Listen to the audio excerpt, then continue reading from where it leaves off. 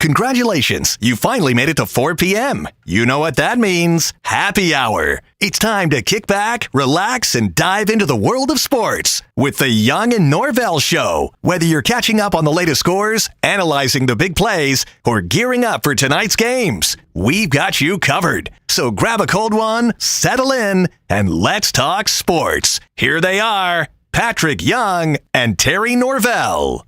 And we welcome you to a Monday, August 4th edition of the Young and Norvelle Show right here on Action Sports Jax. You know it by now. We kick it off right now at 4 o'clock and we take it to 6. Hope you can hang out with us for the majority of this period because I think you're going to enjoy it. We got a lot to cover today on the program coming out of a busy sports weekend. That's the way it's going to be for quite some time now. Jaguars scrimmage Friday night. Everything went pretty much, I guess, according to script, if you will. Nothing bad happened. That's the first good thing. The principles that you wanted to have a few little numbers had numbers. Trevor threw it around, to the tune of 27 times, 19 of 27, 241 yards, 3 touchdowns, did have an interception. It appeared in the scrimmage. I did not go down there. I don't think there's a whole lot to gather from things like this. Travis Hunter, 3 receptions, I believe it was. I might have it jotted down somewhere. 17 offensive snaps, 21 defensive snaps, 38 total for Travis Hunter. 3 catches, 42 yards on the offensive side. So he got to run around a little bit in front of the home folk there. About as close as preseason game activities you can get. Of course, that'll come up on Saturday here in Jacksonville. BTJ, a couple touchdown catches, of course, and Diami Brown on the offensive side, 4 catches, 71 yards. So the numbers at least look good. Things pretty much held to form. It appears the Jaguars have made a couple of roster moves today. I don't think they're even significant enough to really get into it. It looks like all the Jaguars are doing, they're signing some guys off the street, in particular an offensive lineman. Van Lanen is now, looks like he's out for an extended period of time. So for the next 2 or 3 weeks, just in camp, you really need, 8, 9, 10 offensive linemen. I think they're just bringing in some bodies so you can break up in drills. When you break up in your own drills, OL kind of going up against OL. And then when you jump over to the defensive line, if the DL's got, 8 or 9 guys on their side of the ball, you need 8 or 9 guys if you want to go a little straight up. So just really perfunctory signings today to kind of fill out warm bodies for the rest of camp. So we'll jump back into the Jags, what went on. What will happen this week? Probably, a couple, 2, maybe 3 practices today. This week, I would expect maybe a walkthrough on Friday, and then Saturday, run around a little bit. And as we welcome Casey Kurtz. Casey, I'm assuming probably Sunday, Monday, after the game Saturday, first round of cuts. They go pretty quick, don't they? Yeah, probably. They start getting rid of them pretty quick. Might as well. And what do they have? I guess they don't have certain.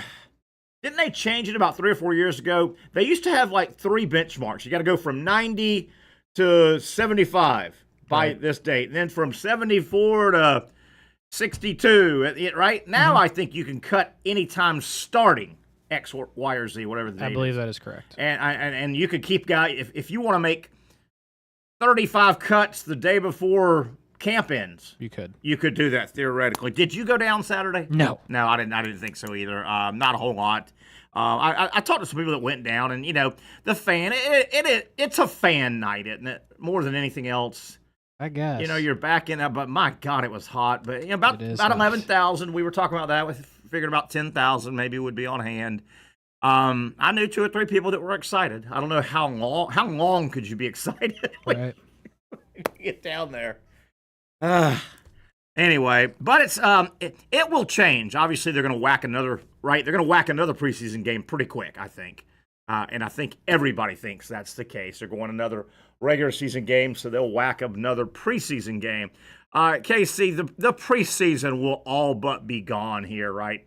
Within 10 years. 5 years, they may be down to 1 preseason game. Probably. I mean, it would make sense, but yeah. You got to be careful with the Players Association. Alex, that means more regular season games, more chances for guys to get hurt. Yeah, So, and that all has to be across the table. Yeah. I mean, the players have the now they don't really have any leadership right now, do they? I think they're all in the nudie clubs. What about that story with the leadership of the players? You follow that guy? I did not. One of the high-ranking player association guys, not a player, but I mean a administrator, high-ranking, just resigned, was going to get fired, doing some bad stuff, and all of a sudden the NFLPA officially licensed credit card might have been popping up at some nudie bars. That's not good. Nudie bars as we welcome. Is that Patrick Young I hear stirring around? Dude, it what? was only like $800. Is that what? Oh, Like, that's it? this dude, it's like, bro. Dude, that's an ugly girl then, First right? off, it's like, first off, do you have any brain cells that says I probably shouldn't use the company card for this? I know. Like, you're already. Look, I'm not saying go to a nudie bar and cheat on your wife. I'm not. But if you're gonna do it, God. you probably got to take some cash out. My guy. Yes. Because and don't. And if you go to the ATM, don't put your card in the ATM. That's the company card. They won't. No. That. But it's much worse. If you ever listen to Pablo Torre or even Dan Levitard, Shredder, the guy that like he's more than likely going to see some criminal charges at some point here. Ooh. And yeah, it's just so awful because you think about all these players. Like, what is the purpose of the union? To protect the players. Sure. And so they're not getting exploited, fair wages, care for after their careers are over, et cetera, pension. Yeah. And this dude, I think he's made it, I don't remember exactly, but apparently he made some decisions that will affect the Players Association moving forward. Yeah, some financial stuff and some squirrely decisions. It wasn't in the position. You want to be biased with the Players Association always trying to do what's best for the players, and it's something that was not that. Yeah. And this is a guy. Now, keep in mind, people of the age of 21 in most states, if you're 21 and older, you're old enough to go to a nudie bar if that's what you so choose. But how about this guy, the NFL guy that got caught and just resigned?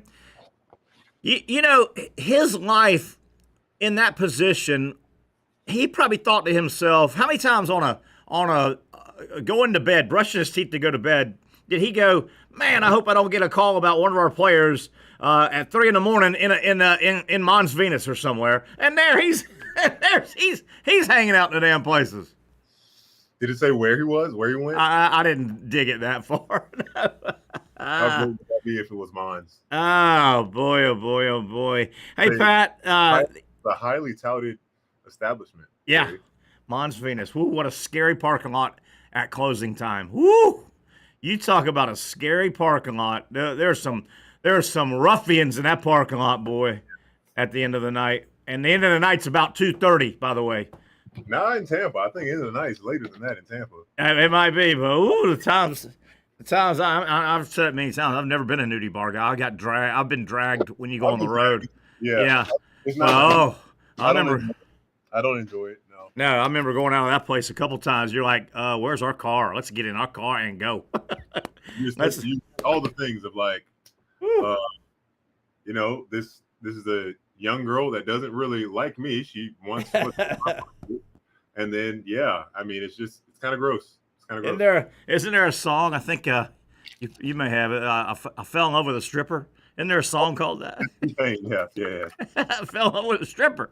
What a song. Damn, I done messed around, fell over the strip. But dude, she loves me, man. I'm telling you, she loves me. She loves me. Man, I got a lot of stuff to get to, Pat. We've got Mike Freed coming up about 5. Brent Beaird, I think about 5:30. Did I say 5:30 or what did I say a minute ago, Casey? You said 5:30. Okay, so Mike at. You did say Mike at 5.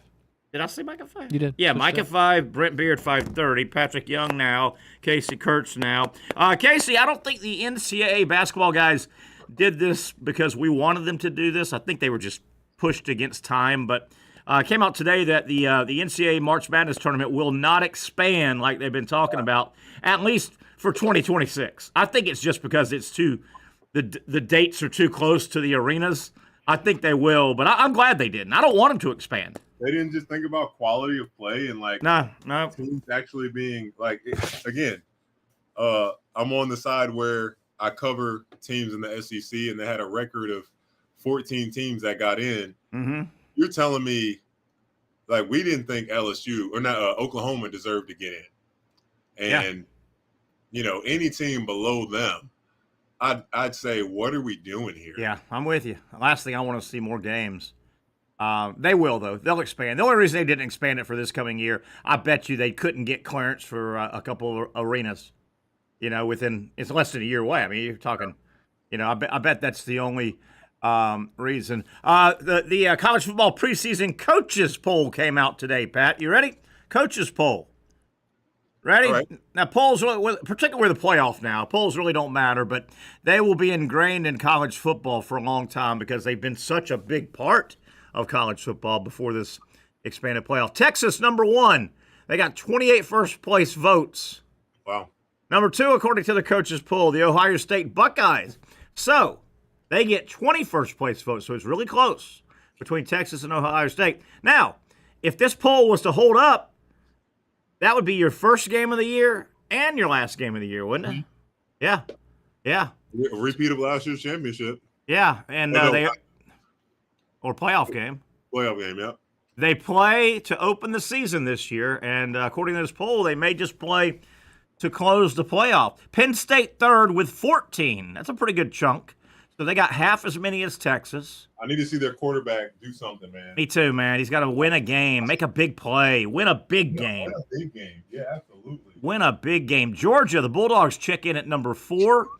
Georgia did get 3 first-place votes. So here's the lowly SEC. The SEC's no good anymore, according to people. They got 2 of the top 4 teams in the country. Okay, so Notre Dame sitting at 5. Penn State, that's Big Ten SEC right there. That's yeah. That's pretty great. And there's Notre Dame sitting at 5, which is a great spot if you want to strike. If you hold that spot, you get a nice high ranking for the playoff.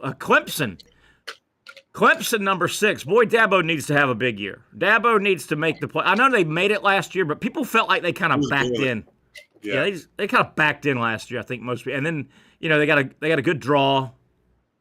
They got a good, I think they backed in last year. Oregon at 7. Really good. It's potentially a really good quarterback class.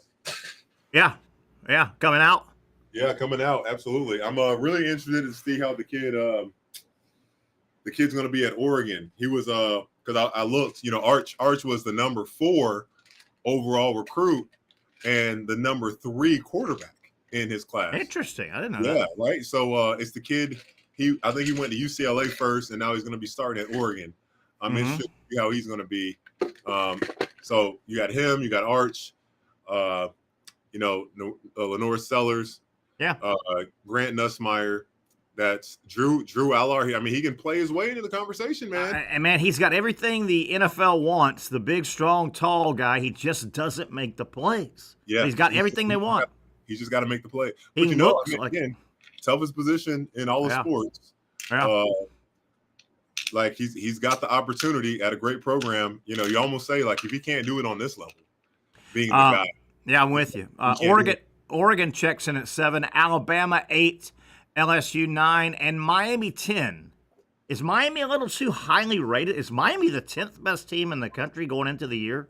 If they got a similar offensive line to what they had last year, then I put them in the category. I would. That offensive line was amazing. Yeah, so they got Miami 10, Arizona State 11.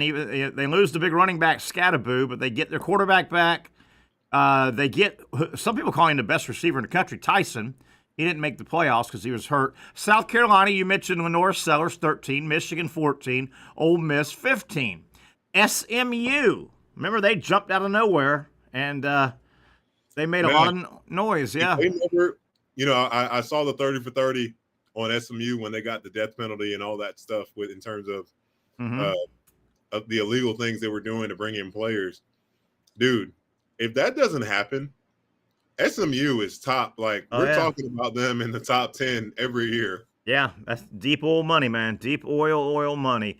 Florida checks in. The coaches think Florida will have the 17th best team in the country. That's okay. That ain't bad. If you're for a preseason poll. Yeah, if you finish 17 in the year, you're probably in that around 9 wins, and you're in the discussion at least in November. You're being talked about. Florida wasn't being talked. They got hot at the end of the year, but they weren't being talked about. Well, Florida could have won one more game. They weren't talked about. If they finished at 17, that's pretty much they won the games that they were supposed to win. Yeah.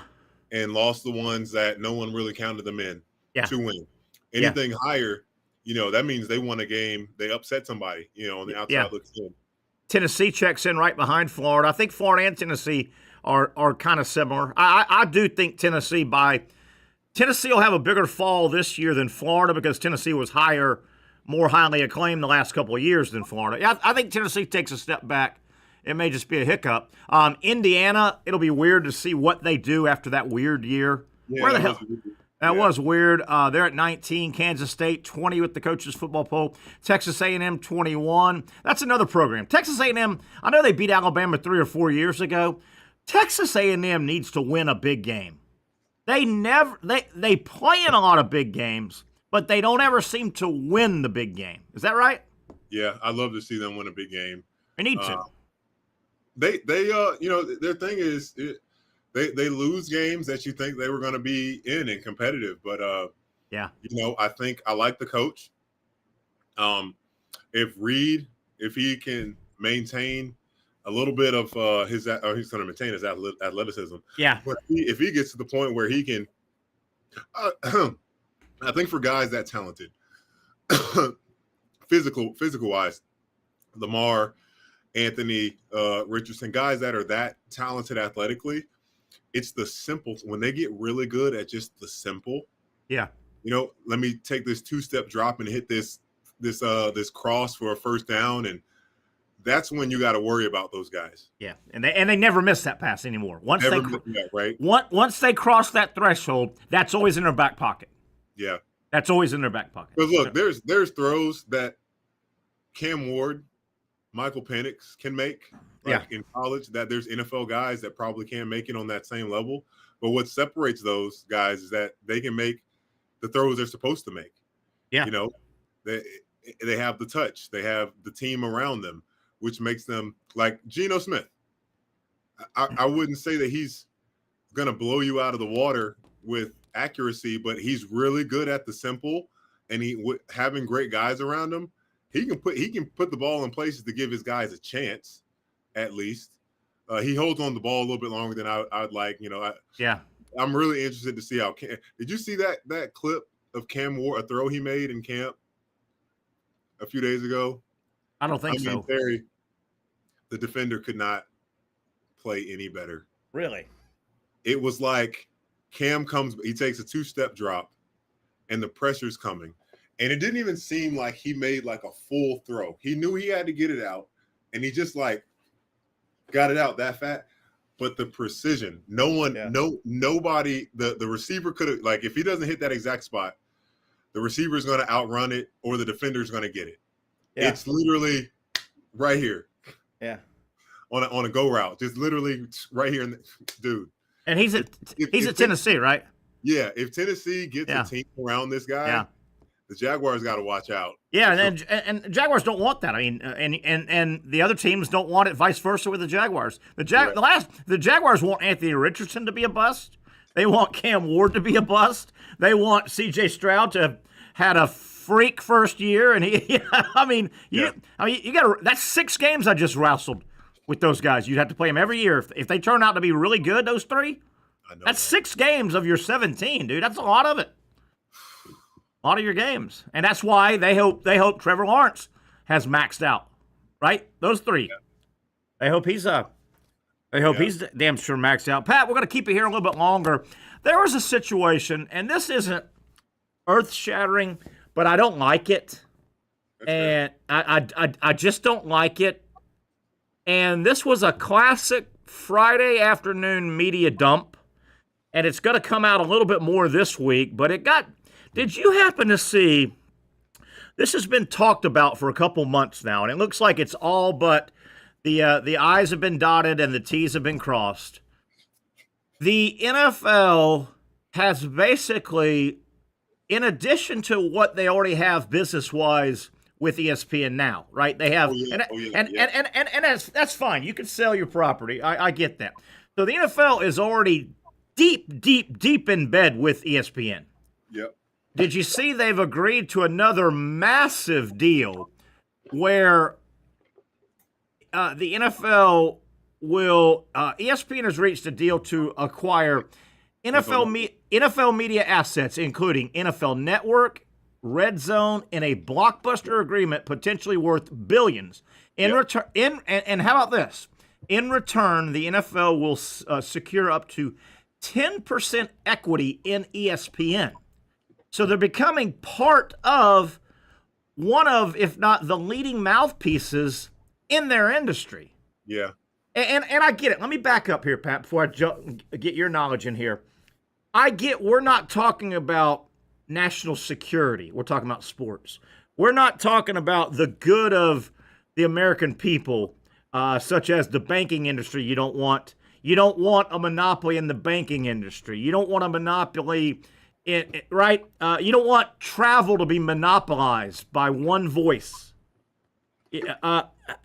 Pat, this it worries me, and it's sport. It's only sports. I get it, but should we be worried that ESPN looks like they won't have to go very far, even if they have to now, to control a bunch of narratives? They're going to have such a voice.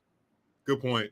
I just this doesn't sit real good with me, Patrick. No, I can't say I love it, and there actually was an example of a monopoly potentially happening in our country of two railways, two companies. Yeah. One primarily is West Coast, one primarily East Coast. And they're wanting to merge, and it is kind of nice when you think of having a one-stop shop on certain things, but if there's no regulation in terms of these a one-stop shop type place, charging you whatever they want, being in control of I mean, at the end of the day, they're always thinking about how can we line our pockets more, raise the profits, because it's just so funny. It's like you can have a profit of, I don't know, $2 billion and say, all right, we need to do better next year. Like, what? Not your revenue, your profit is $2 billion. Yeah. So, like, everyone should be good, but that's just not how it works in capitalism. Hey, you'll like this. I got a variety pack of Propel waters. Oh, look at that. My favorite flavor. I love Propel. It's a peach. It's like a orange peach or something like that. Oh my gosh, Terry, it goes down so good. Nice. I told Casey's story a moment ago. When I come to the studio, I stop a lot of times at the little gas station, and I get me some Propel. Well, I've been laid up for a while with this surgery, so I hadn't been going too many places, and I haven't had. I woke up today with a real sweet tooth. Other than some fruit, I haven't had much sweet for whatever reason. I hadn't eaten a whole lot, but I haven't. So I had a sweet tooth. So I stop about 3:15 on my way in for the show at 4, and I get my Propel, and I stop and I get me a big old candy bar for later, right? Nice. Go home and have me a little candy bar. Patrick, the candy bar's gone. It never made it all. It's gone. What kind did you get? I had one. It was an extra long four Reese's in it. 4. Nice. And I ate all 4 of them on the drive in. This is the one I got here. Man. I got a huge pack of them, but you got to go with the pineapple peach. Yeah, pineapple peach is the way to go. Yeah, well, I'll tell you, Propel's got a lot of different flavors. They got good flavors. No dye. They do. No dye. Yeah. I think 5 calories. Like, you can't. In terms of something that you drink that's an alternative to water that has some flavor, like this is the perfect. It is good to fill that itch. Propel is good. Pat, before we go to our first break, what do we got there on that T-shirt? I like it a lot. I'm trying to see it. John Gordon's training camp. I like it. Yep. John, that man knows what he's doing. He knows how to influence people, and I like faith over fear. Love that. Nice. It looks sharp. It's crisp. I like that black. It's hard to go wrong with a blue and white and blue. That's crisp. Yeah. That's unless crisp. you're Kentucky, then you can. Yeah. That's what sucks though, because they do have a good little color scheme. It's hard to mess up white and blue and white. You know.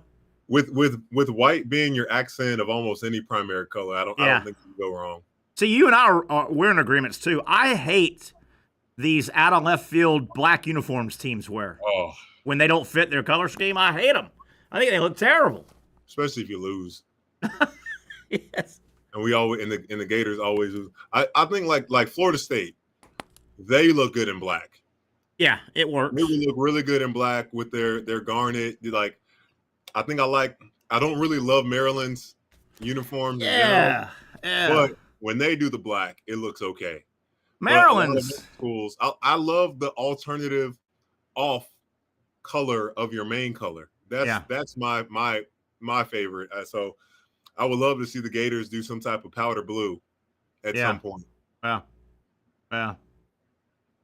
You know what always gets me about Maryland is, and I know I've looked it up, I can't remember now, but I've looked it up before. The Maryland state crest, their flag is all those weird little things, and they all mean something. You know what I'm talking about, though? That flag looks weird. It's all too busy. It's busy. Way too busy. It's way too like there's a checker flag on there. Let me look this up. Yeah, see if you can find out what's the background of that Maryland flag, and it is too busy. There's too much going on in that damn thing. Oh man, yeah, it does look.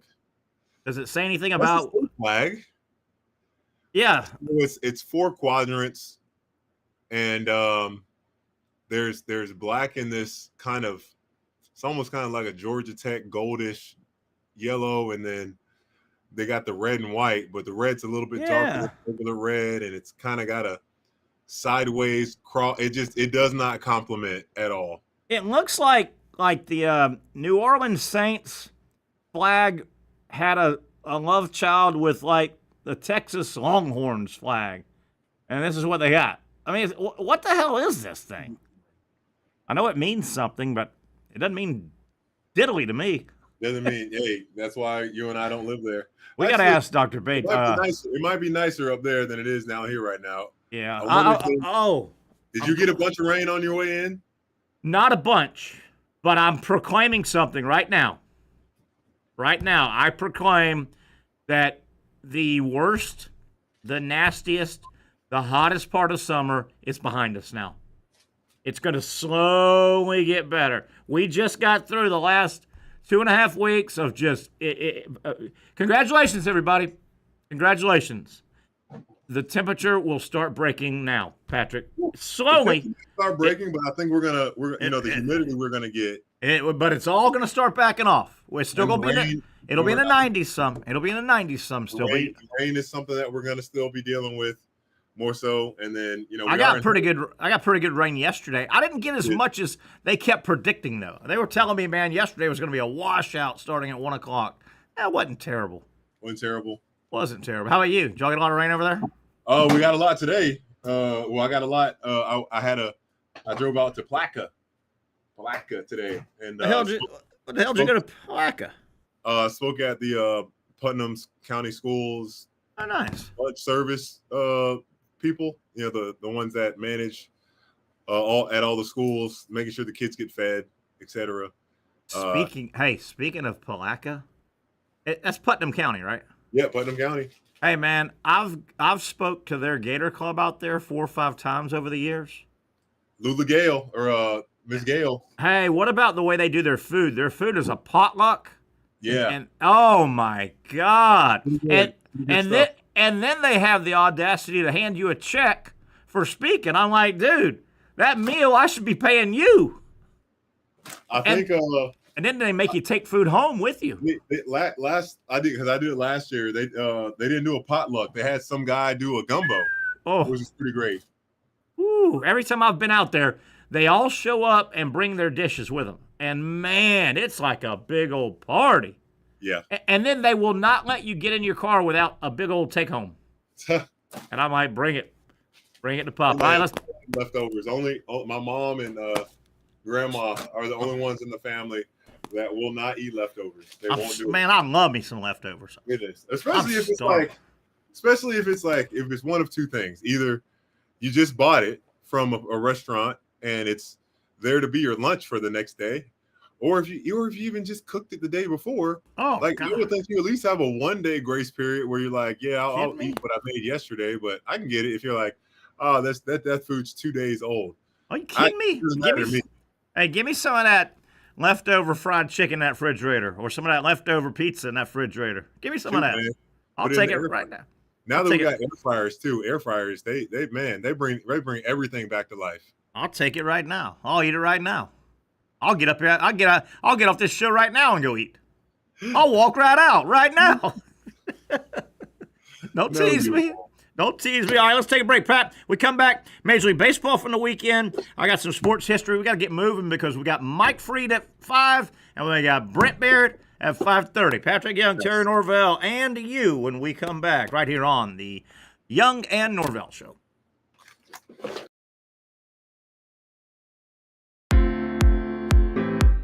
At Southeast Orthopedic Specialists, we know pain and injuries can stop you from doing what you love. This is why our board-certified orthopedic specialists offer the latest in both non-surgical and surgical treatment options and create a treatment plan tailored to your unique lifestyle and goals.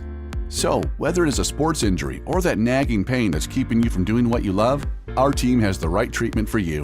For more information or to schedule an appointment online, visit our website. You really got to hand it to him. Hold on. The previous play is under further review. I'm not sure what he could review, but okay.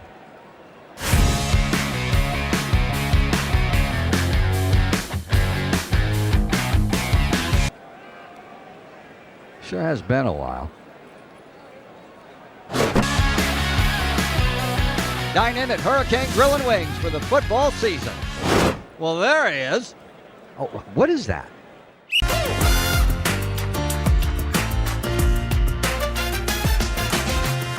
Empower a future, inspire a dream. It's a bold but simple mission for the Jacksonville Police Athletic League known as Jax PAL. Help the next generation of kids in Jacksonville shape a brighter future. Their after-school programs, teenage leadership programs. There's community outreach. This has been just an awesome opportunity to be out here with my colleagues and do something good for the community. It's really been an interesting opportunity to just see everybody work together in a way that we don't normally in the office. And there's sports.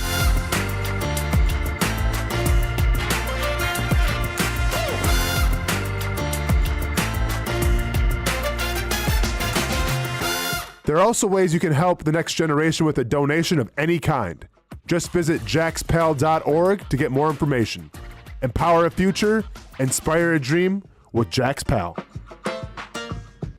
Finally, a family atmosphere, kid-friendly restaurant with a real sports bar feel. Bricks Jack's Beach features all of that and a large, climate-controlled covered patio with misting fans and heaters for all seasons. Mix in an extremely diverse menu that features the most quality and affordable steak at the beach, and there's no reason not to enjoy your next lunch, dinner, happy hour, or big sporting event at Bricks Jack's Beach, 300 2nd Street North in Jacksonville Beach. See you at Bricks Jack's Beach. There's a saying in sports, you can't win them all, but you can win a lot with good folks on your team. Like that one painter, First Coast. It's tough to beat the sun in Florida, so your home fades. It's tough to beat that HOA when they come calling. Beat the sun, beat the HOA with that one painter, First Coast. And it's a good time to do it. Less rain to work around and painting in mild temperatures is perfect. After all, the paint bonds to the surface so much better. Give that one painter First Coast a call at 904-417-3557 or look them up at first-coast.thatonepainter.com. Fast estimate, guidance on color and HOA requirements, and the highest quality job you'll find anywhere. Be a big winner in your neighborhood with that one painter First Coast on your team.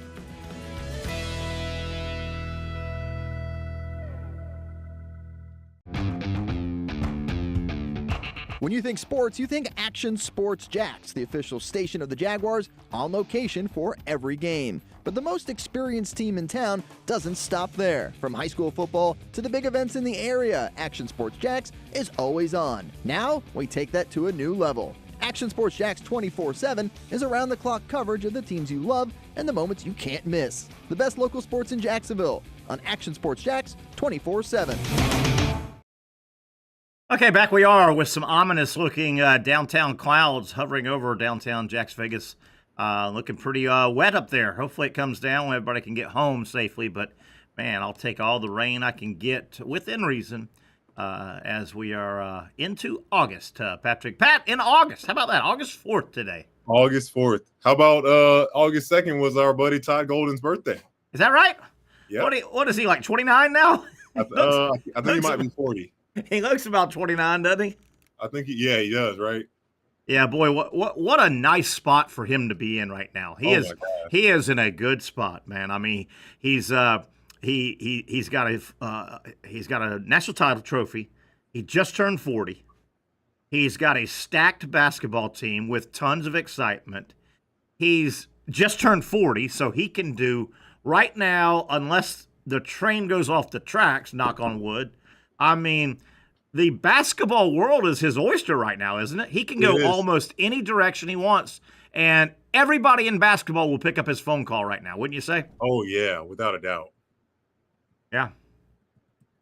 Yeah, he's literally just turned 40. I think you're right. He's 40 on the button, and Lord knows he's a young 40. He is a young 40. They do have one thing that, you've played with teams that have had coaches cycle out. Obviously, Florida lost a couple of coaches on the basketball side for good reasons, right? I mean, these guys were getting head jobs and promotions, so he does have a couple of new faces on his staff, right? Yeah, but I haven't looked in to see who the new guys are. Nor have I. They built their team without having those new coaches. So that's I guess in this day and age, they're coming for the money, obviously. Yeah. And then the head coach is still the main swayer. I mean, look at some of the other, and we're talking about Todd Golden at Florida now, one national title under his belt, 3 years at Florida, already got a national title. You look at his profession, at the top of his profession in the college game, Todd Golden right now in 3 years has carved out a name now. I mean, you go win 6 straight all the way through early April, the whole country saw him. Yep. Everybody knows Todd Golden. Everybody respects him. And he looked like a guy, Pat, you and I talk about this with football coaches. Todd Golden looked like a guy that during timeouts, he coached his team. Yeah. Not just roll the ball out, right? So with all that said, we're within a couple, 2 or 3 more years of a couple of the old guard that gets a lot of the accolades. Calipari's going to walk away. Tom Izzo's going to walk away. Oh, yeah. Tom Izzo's still here. Bill Self is going to walk away. I mean, Todd. Bill Self's got to be close, man. Yeah, he's got to be getting close.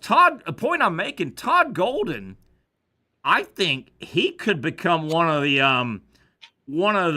the leaders of Division I college basketball here in a couple of years. Yeah. Those guys. How much longer is Patino going to do it? Patino, Izzo, Bill Self, those guys. That guard's walking. His son, Steven, he's got to be thinking like, man, it's time for me to be a head coach. Yeah. Like his best friend just won a championship. And look, no, he's behind his dad. He's in a great program. But, Coach Pro, I don't think he's getting out of there anytime soon. No. I could see Bruce Pearl being at Auburn for another 10.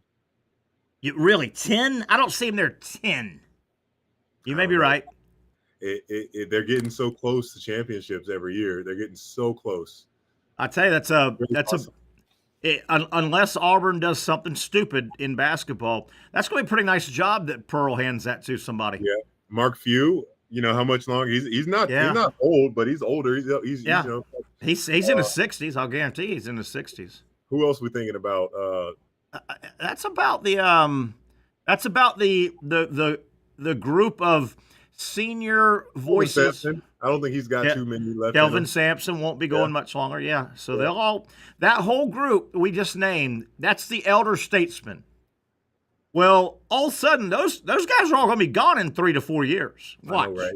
And all of a sudden, there's going to be 43-year-old Todd Golden going, hell, he may have another title to his name. I know. Yeah. Hey, man. Ty Golden, he's got a chance to build something really, really special, man. Really does. And you just hope that, he keeps his head on right and continue. It's all about bringing in the right players too, man. Yeah, you got to bring in guys that keep on building out of that correct culture and are ready to lead and are ruthless, but also teammates. Teammates in the sense Will Richard and Elijah Martin, they could have gone somewhere else and gotten more playing time, been the main guy, but they went somewhere they knew they could win, and they both had games throughout the season where they were the best player on the court, but overall, Walter Clayton was always the guy. Well, think about who Walter Clayton had to say, Coach. No, he had to tell a guy named Rick Pitino no. He played for Rick Pitino. I know. At Iona, and Rick Pitino got the St. John's job, and he didn't follow him. How about that? That's tough. How about that? And Todd Golden wasn't Todd Golden yet. When Todd Golden, he wasn't. Nope.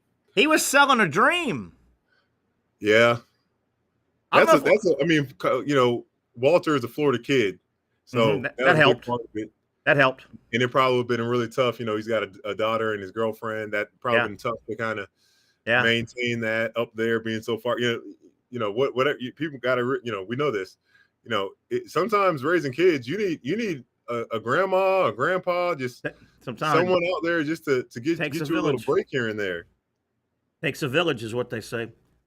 Takes a village. All right, Pat, we want to make sure we don't miss some Major League Baseball stuff with our two guests coming up. MLB over the weekend, a lot of stuff going on. Boy, don't look now. The New York Yankees are in a free fall. They are now in third place in the division, and they better tighten up, man.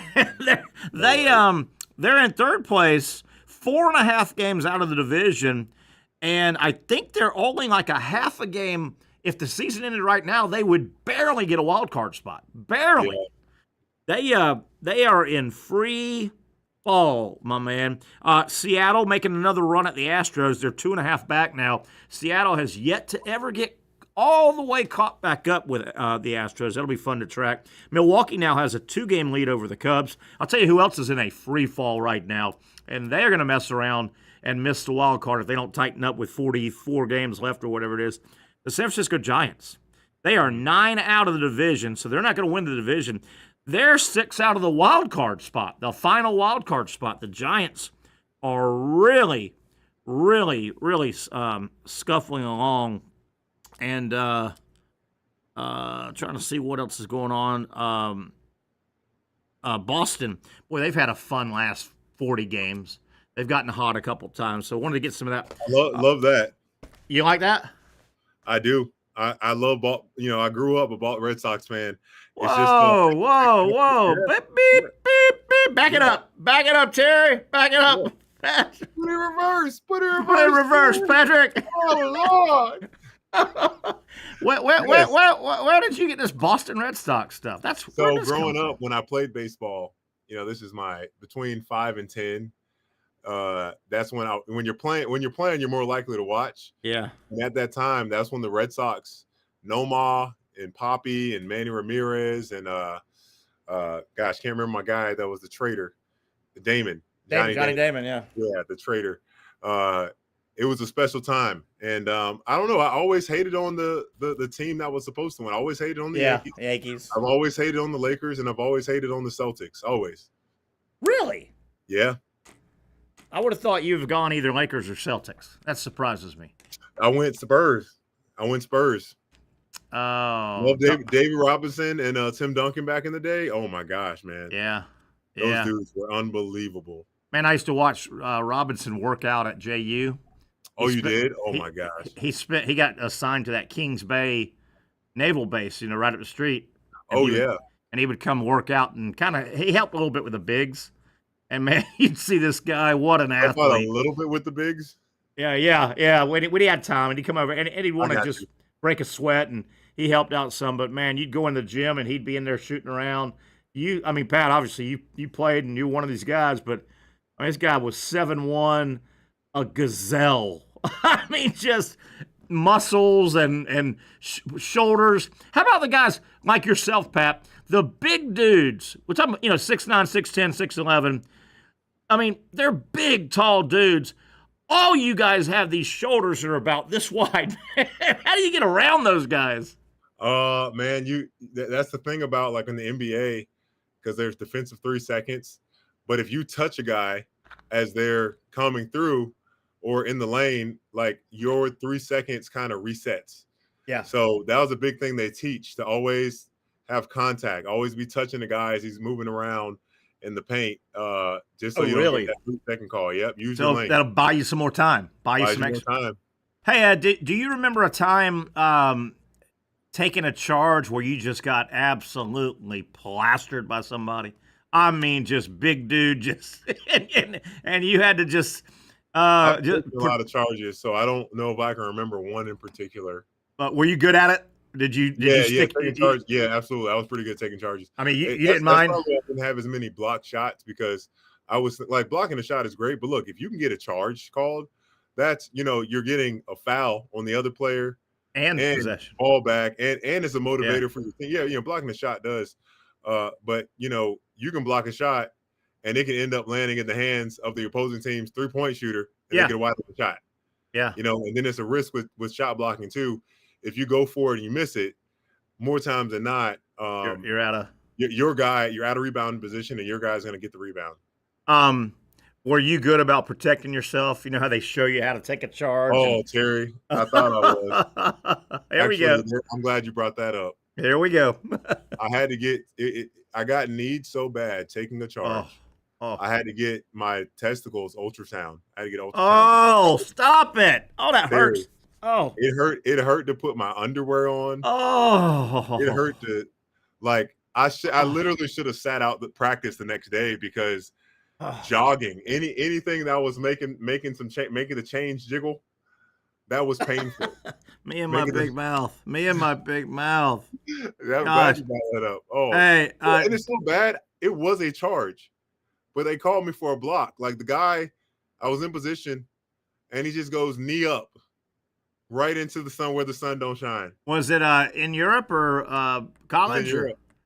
Or just some crazy foreign guy? No, it was another American, and we beat the team, which is hilarious. We beat that team by 60 points. Wow. I'm not exaggerating. 6-0. But he beat you by 2 points. He beat me out of the game, boy. I'll tell you, man, I didn't play basketball at that level, but a little bit of pickup basketball I played. I'll tell you what hurts. I know you've had this. You take a knee to the thigh, or or the knee to the knee. Thigh, knee to knee. Oh God, that hurts. Elbow to the hip, because sometimes you get a hip hip pointer. Oh man, all that stuff is awful. Yeah,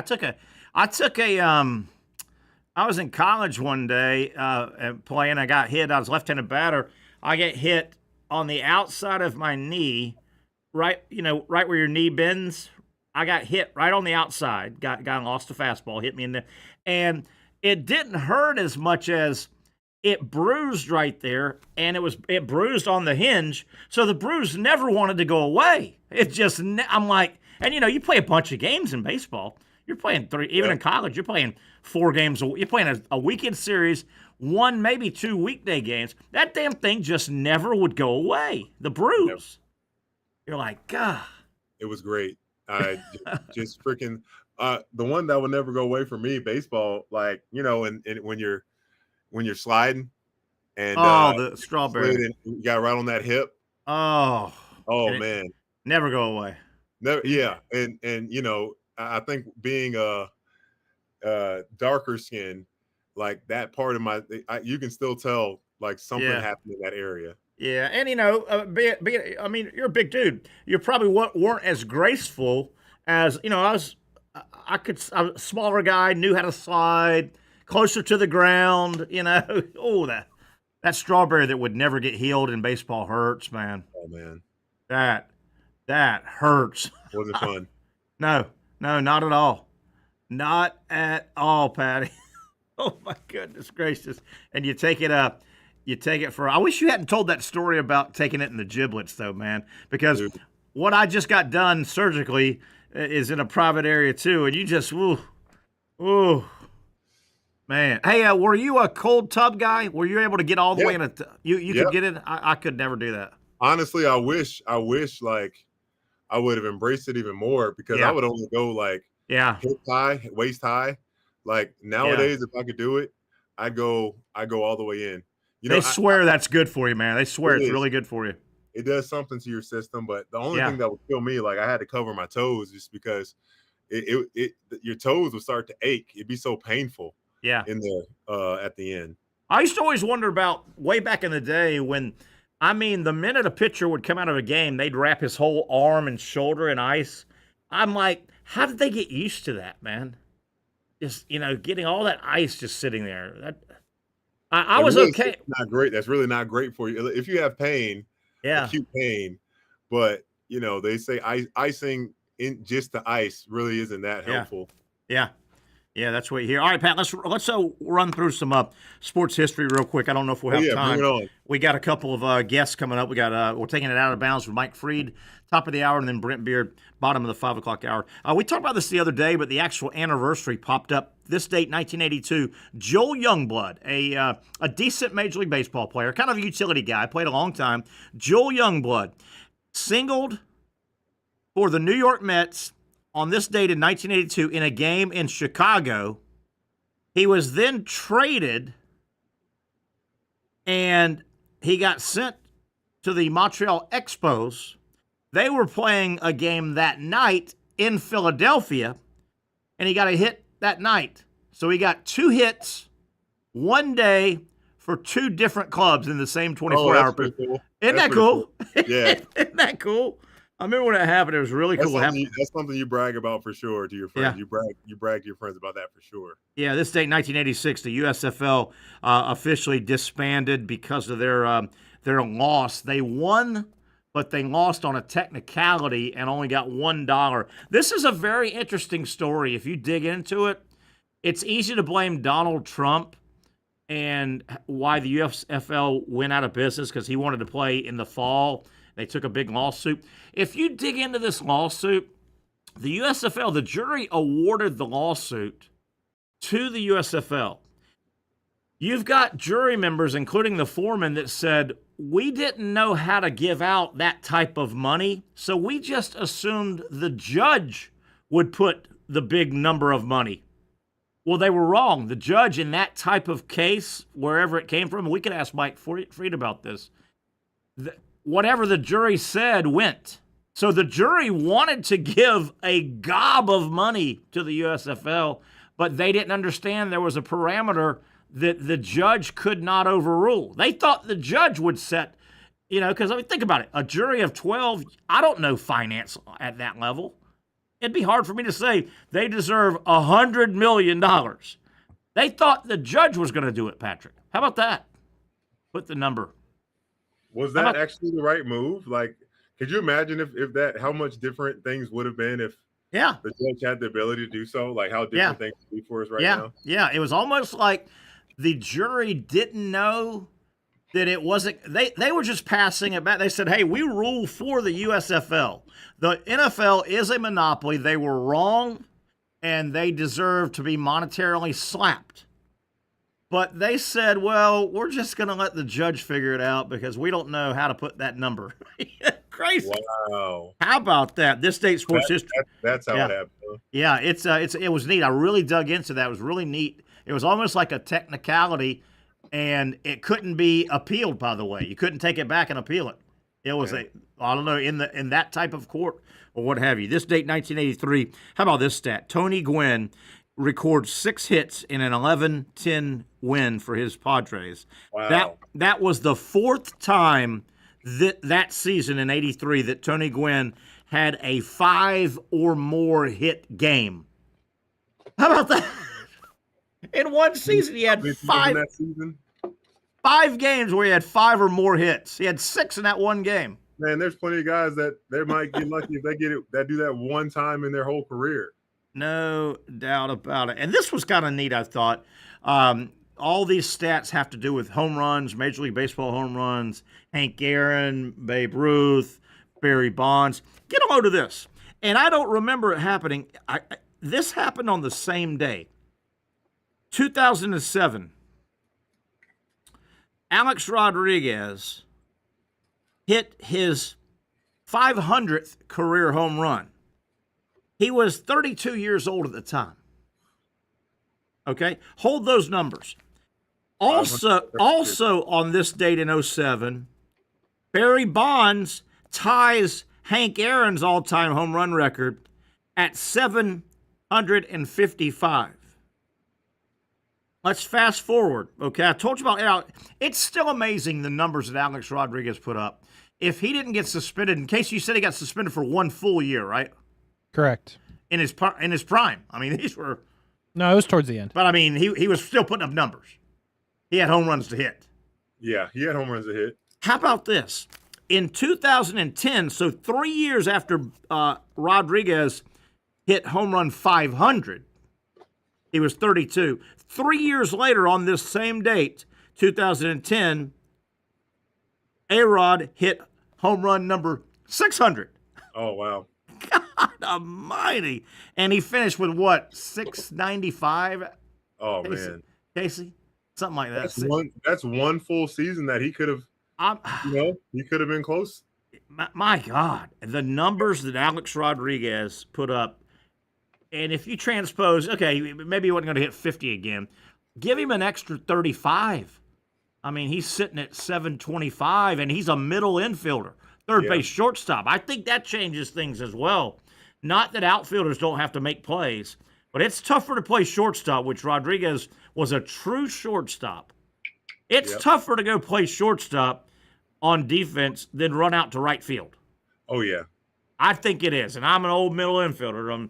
I'll argue that until the grave. But my goodness, if you ever want to have a chance and look at some incredible numbers, you could make the argument that Alex Rodriguez was the best baseball player of all time. Yeah. You could make that argument and not get, wouldn't you say that, Casey, and not get laughed out of the argument? Yeah. You can make the argument. You can make that argument. I mean, middle infielder, 696 almost 700 home runs, and would have played at least another year and a half, maybe 2 years. Wow. How about that? All right, let's take a break. We'll come back. We should have Mike Freed in. We can ask him some of these legal questions, and then we'll take it to the lighter side of sports. We'll take it out of bounds. 1 down, 1 to go. Patrick Young, Terry Norvelle, comedian Mike Freed, and you on the other side.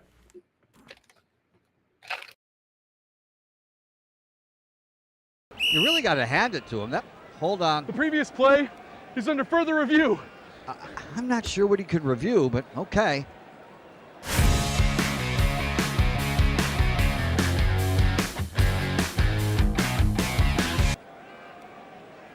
Sure has been a while.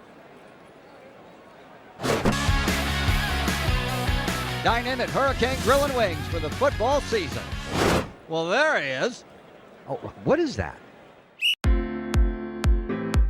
At Southeast Orthopedic Specialists, we know pain and injuries can stop you from doing what you love.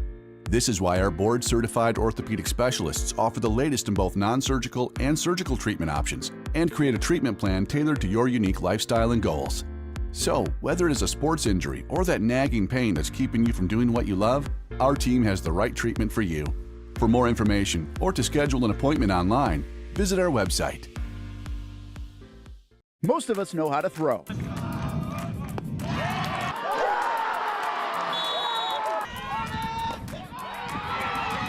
But you need to know what to throw. I'm not talking about footballs, baseballs, softballs. We're talking about those items you need to recycle. Republic Services explains it easy. Recycling simplified. 1.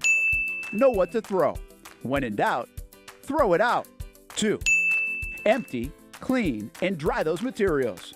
It takes an extra minute, but it makes a big difference. And 3. Don't bag it.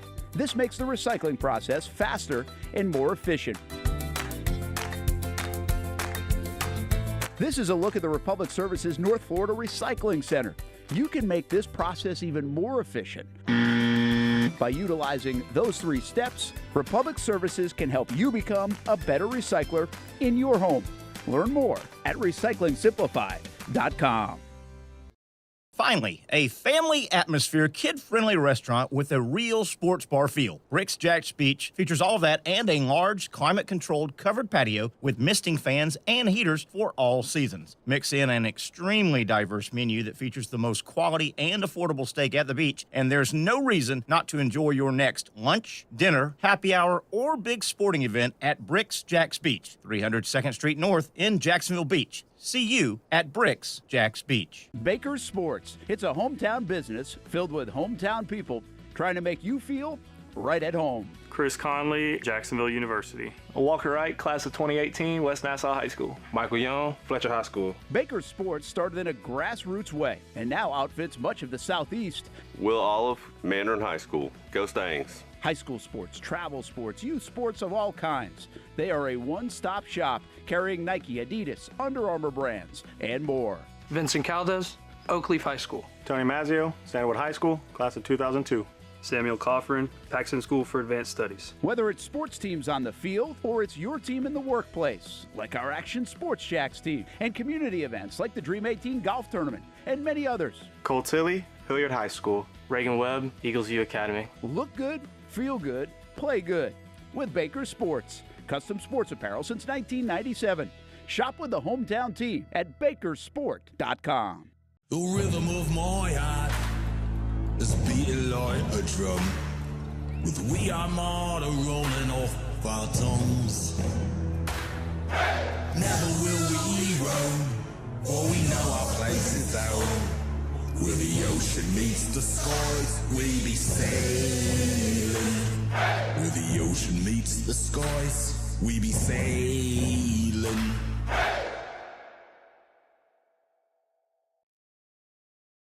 All right, back we are. Look at that.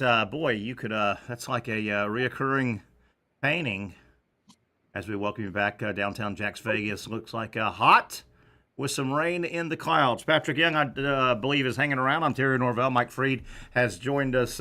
Mike, I made a proclamation when we came in. What's that? Hey, Patrick. I'm not saying the 90s are going away, but I think we have gotten through the nastiness of the summer, the nastiest of nasty. Those last 2 or 3 weeks, I thought the humidity was just – I think we're done. I think we're on the slowly I hope so. downside. What do you think about that? Well, they said it was supposed to rain for a couple days all weekend, and then it was going to cool off. I did not see as much rain as I anticipated. Patrick said the same thing, and I said the same thing. I didn't get all that rain they said. Or the cooler. Yeah. So I don't know. Yeah, I think we're on the downside. I think slowly we're going to start chipping away. I'm having to get up earlier and earlier in the morning to run, and yeah. And I don't sweat much, but I've been sweating a lot these past couple months. Last couple weeks have been really humid. Yeah. And Pat, I think you're in tune to it. I'm pretty in tune to the humidity, and and I've got a dog, and I gotta let her out at least that final time, 9:30, 10 o'clock. So and I mean, you open that sliding glass. I know. The other thing I've been noticing is I've been getting. I have a very clean house. I don't have bugs, but with all the rain and the moisture and the humidity, the ants are coming in. They come, and I can't seem to figure out where they're coming from. I think the bait actually attracts them. I mean, obviously it attracts them more than it kills them. Yeah, I agree with you. When it gets really rainy, and I like the rain. Don't get me wrong, it cools it off and all. That drives the bugs in. Yep. And I don't care if you're in Buckingham Palace, bugs are in every house. Right. I don't care what you say. Yeah. This amateur weather report brought to you by the fine folks at There you have it. There you some have sort it. of weather thing, I guess. Patrick, Terry, Mike, Casey, the hell's going on? They're throwing adult toys on the floor, the basketball floor. Did that ever happen for you, Patrick? Anybody ever throw an adult toy on the court for you? No, when I with a phone number on it. Did you ever ask? Did you ever ask them to? When I was in Turkey, when we played a team in Serbia, they threw pig's feet on the court. What's up with that? Most people in Turkey are Muslim. And you know what they say, win in Turkey. But somebody got a ticket for a game, went to the game, brought a turkey leg, And then at the appropriate moment, and was there a Muslim player? Is that who they were protesting agaagainst? No, I mean the coach primary. Maybe they were just gnawing on the leg, and then they got mad during the game. Yeah, they probably don't called serve the it. fans terrorists a few weeks before that. So I see. So at least it had a message. But it wasn't just a pig I gotta leg. ask you this: was that type of food part of the menu? And I can understand that a little better. I doubt. I don't think there's any part of a basketball arena that a green adult toy should be around. Right? You've got to have premeditatedly thought of that, right? Yeah, and to set this up for the viewers and listeners, women's basketball, unfortunately, those crazy WNBAers. Well, it's not them; it's the fans or what have you. Decided to throw an adult toy. I can only imagine what it looked like on the court during you the hadn't game. seen it? I've seen it. Oh, did you? All right, I've never seen an adult toy in my life. I mean. So, Mike, you know God and Santa are listening, right? Right, Mike. But that nothing was done after the first time, and then a couple days later in a second game, it happened, and that guy was arrested. Green. I think they were both green. Really? Yeah. And I mean, was it? Does anybody know the message? Is there a message I'm missing? I don't know what the message is. there. Yeah, the players were saying, we don't even understand the message. We don't even understand what you're trying to say. Do you know what? I don't know what city this was in. Do we know? Let's see. There were a couple of them, and I think they were in two different cities. And one guy got arrested, right? Yeah, the second guy. Did they see him in the act, or did they track him down? Well, it's not that hard. If somebody, as long as somebody's willing to narc, you know who did things. You would think. Oh yeah, sure. I mean, yeah, you can't it was Atlanta was the one on Tuesday. He thought he was not going to get caught. That's yeah. Dude, but I still want to know what's am I missing the messaging here? Yeah. It was, Are we missing the messaging? Well, I mean, I think if you had to connect the dots, it's some insecure, insignificant little man. I'm assuming it's a man who wants to paint the stereotype of female basketball players maybe playing for the other team. No pun to somewhat pun to speak. Man, that's a lot of work to go. It's a lot of dots to connect. It really Why is. not just say you suck like we do in every other sport? That'd be all right, right? Or your mama joke or something. Right? Yeah. Now in hockey, they throw things on the they'll throw rats and stuff, right? But it's only when you're invited to, I think. Like or hats. A hat. I'm making a hat trick. Certainly. Yay! But not any other sport. There's no other sport. I like my hats. And in hockey, when they throw the rats was, I think the Panthers. They'd bring a rubber rat and a hat those are throwing in celebration. Right. Oh, at a bullfight you can throw roses. Yeah, right. Roses, That's kind of nice.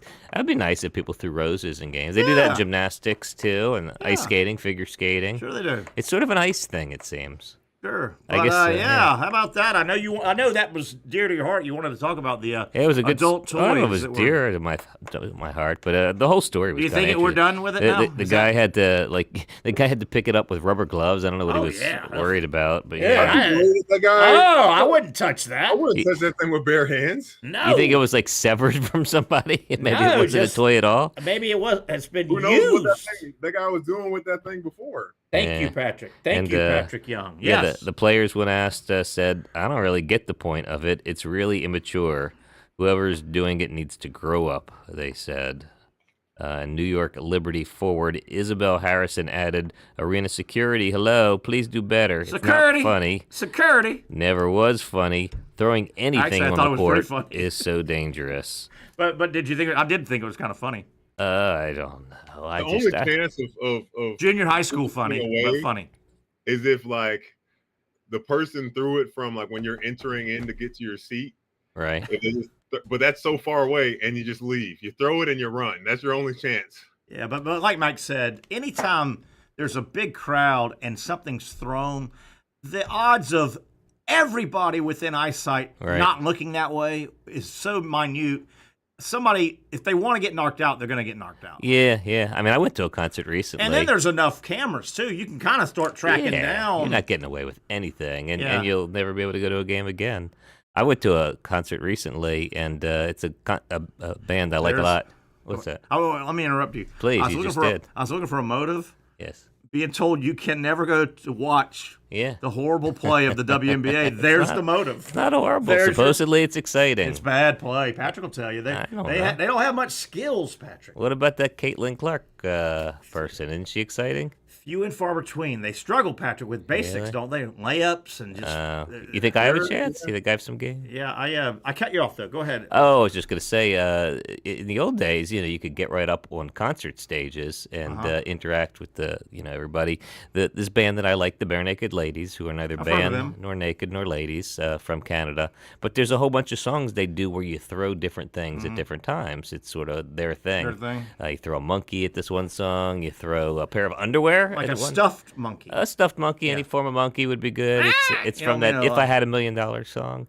But I've been to like 20, 30 of their concerts, and this last one I went to, I brought my monkey, I brought my underwear to throw. Do you want to pet my monkey? I was sitting pretty close to the front, and was there with a friend, and when it was time to throw each of those things, we were the only ones that threw them, and the security was not happy. And the What's wrong with the rest of the crowd? I think they've just aged out of it. And I'm just still an immature person. Y'all didn't get that reference. Do you want to pet my monkey? Yeah, that's Mike Myers. No, it's Sprockets. This is Tom with Sprockets when we dance. Yeah, off Saturday Night Live. You remember that, Patrick? Yeah. Oh, no. Mike Myers played a group called the Sprockets. Do you want to pet my monkey? Very sexually connotated. Was it? What was their biggest Bare Naked Ladies? They had one or two big hits, right? 1 week. If I Had $1 Million, they do the theme for The Big Bang Theory. Oh, okay. They do the theme to Chicken Little. They do Pinch Me, which is the underwear one song. you said a minute ago? Though? If I had $1 million, if I had $1 million, I know that, Pat. You know that, don't you? If I had $1 million, Are they not a band anymore? They're still there. The lead singer, one of the lead singers, is now doing his solo stuff. That's Stephen Page. But love that band. What turned you on to those guys? How'd you hook up with them? I was in college. They were playing these songs, and they had good harmony, but they were kind of... Were you ever a band guy? I would call them nerd rock. Yeah, I'm a drummer. You're a drummer? Yeah. Pat, were you ever a band guy? In a band? No, I was guy. Oh, but I know what Patrick was. Do you know what Patrick was? Sorry, I didn't mean to interrupt you. I played a little basketball. Patrick was an a cappella singer. Patrick? Yeah. Can you give us a little something? He's sung on this show before. Oh, really? Okay. No, because it's gonna make Terry upset. No, sing. I like Way down upon the Swanee River, far, far I don't know. away. Is that a good one?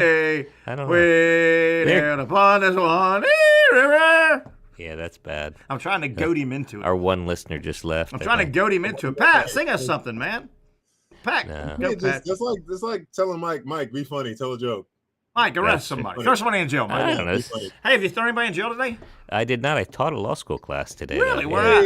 JU? At the new Jacksonville University, right down there in downtown What was Jacksonville. the class? you got any questions you can throw us? It was a lot of soft skills. You could benefit from soft skills for sure. It's about just how to get through the business of practicing law, how to interact with difficult people. Speech to the class? No, it's all week, and it's 3 hours a day and interactive. I kind of treat it like a talk show like this, where I bring in guests.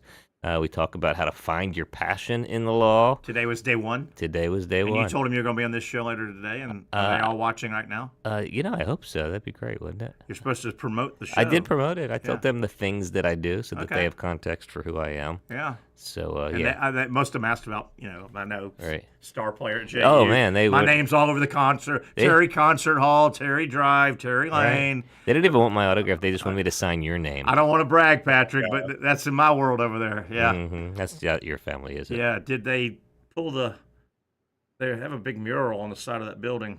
Oh, is that you? Yeah, that's me. I thought it was a cow. It looks like somebody named Terry from a family, but it's me. Cool. Did you have Q&A? Did they ask you any good questions? Oh, yeah. It's an interactive discussion. The whole class is just talking. Throw some questions Pat and I's way. Oh, but they're not like law questions. Oh, Pat, we'll hit a few, won't we? Pat, we're smart. Pat and I are smart. All right. This is going to bring the whole conversation to a very annoying place. What's something a young lawyer should do to promote their reputation? Patrick? More than likely. Don't soil it. Any type of volunteer work under pro bono or pro bono exposure networking pro bono Yep. Any types does this count as your pro bono? Yeah, it does. Not this going to JU.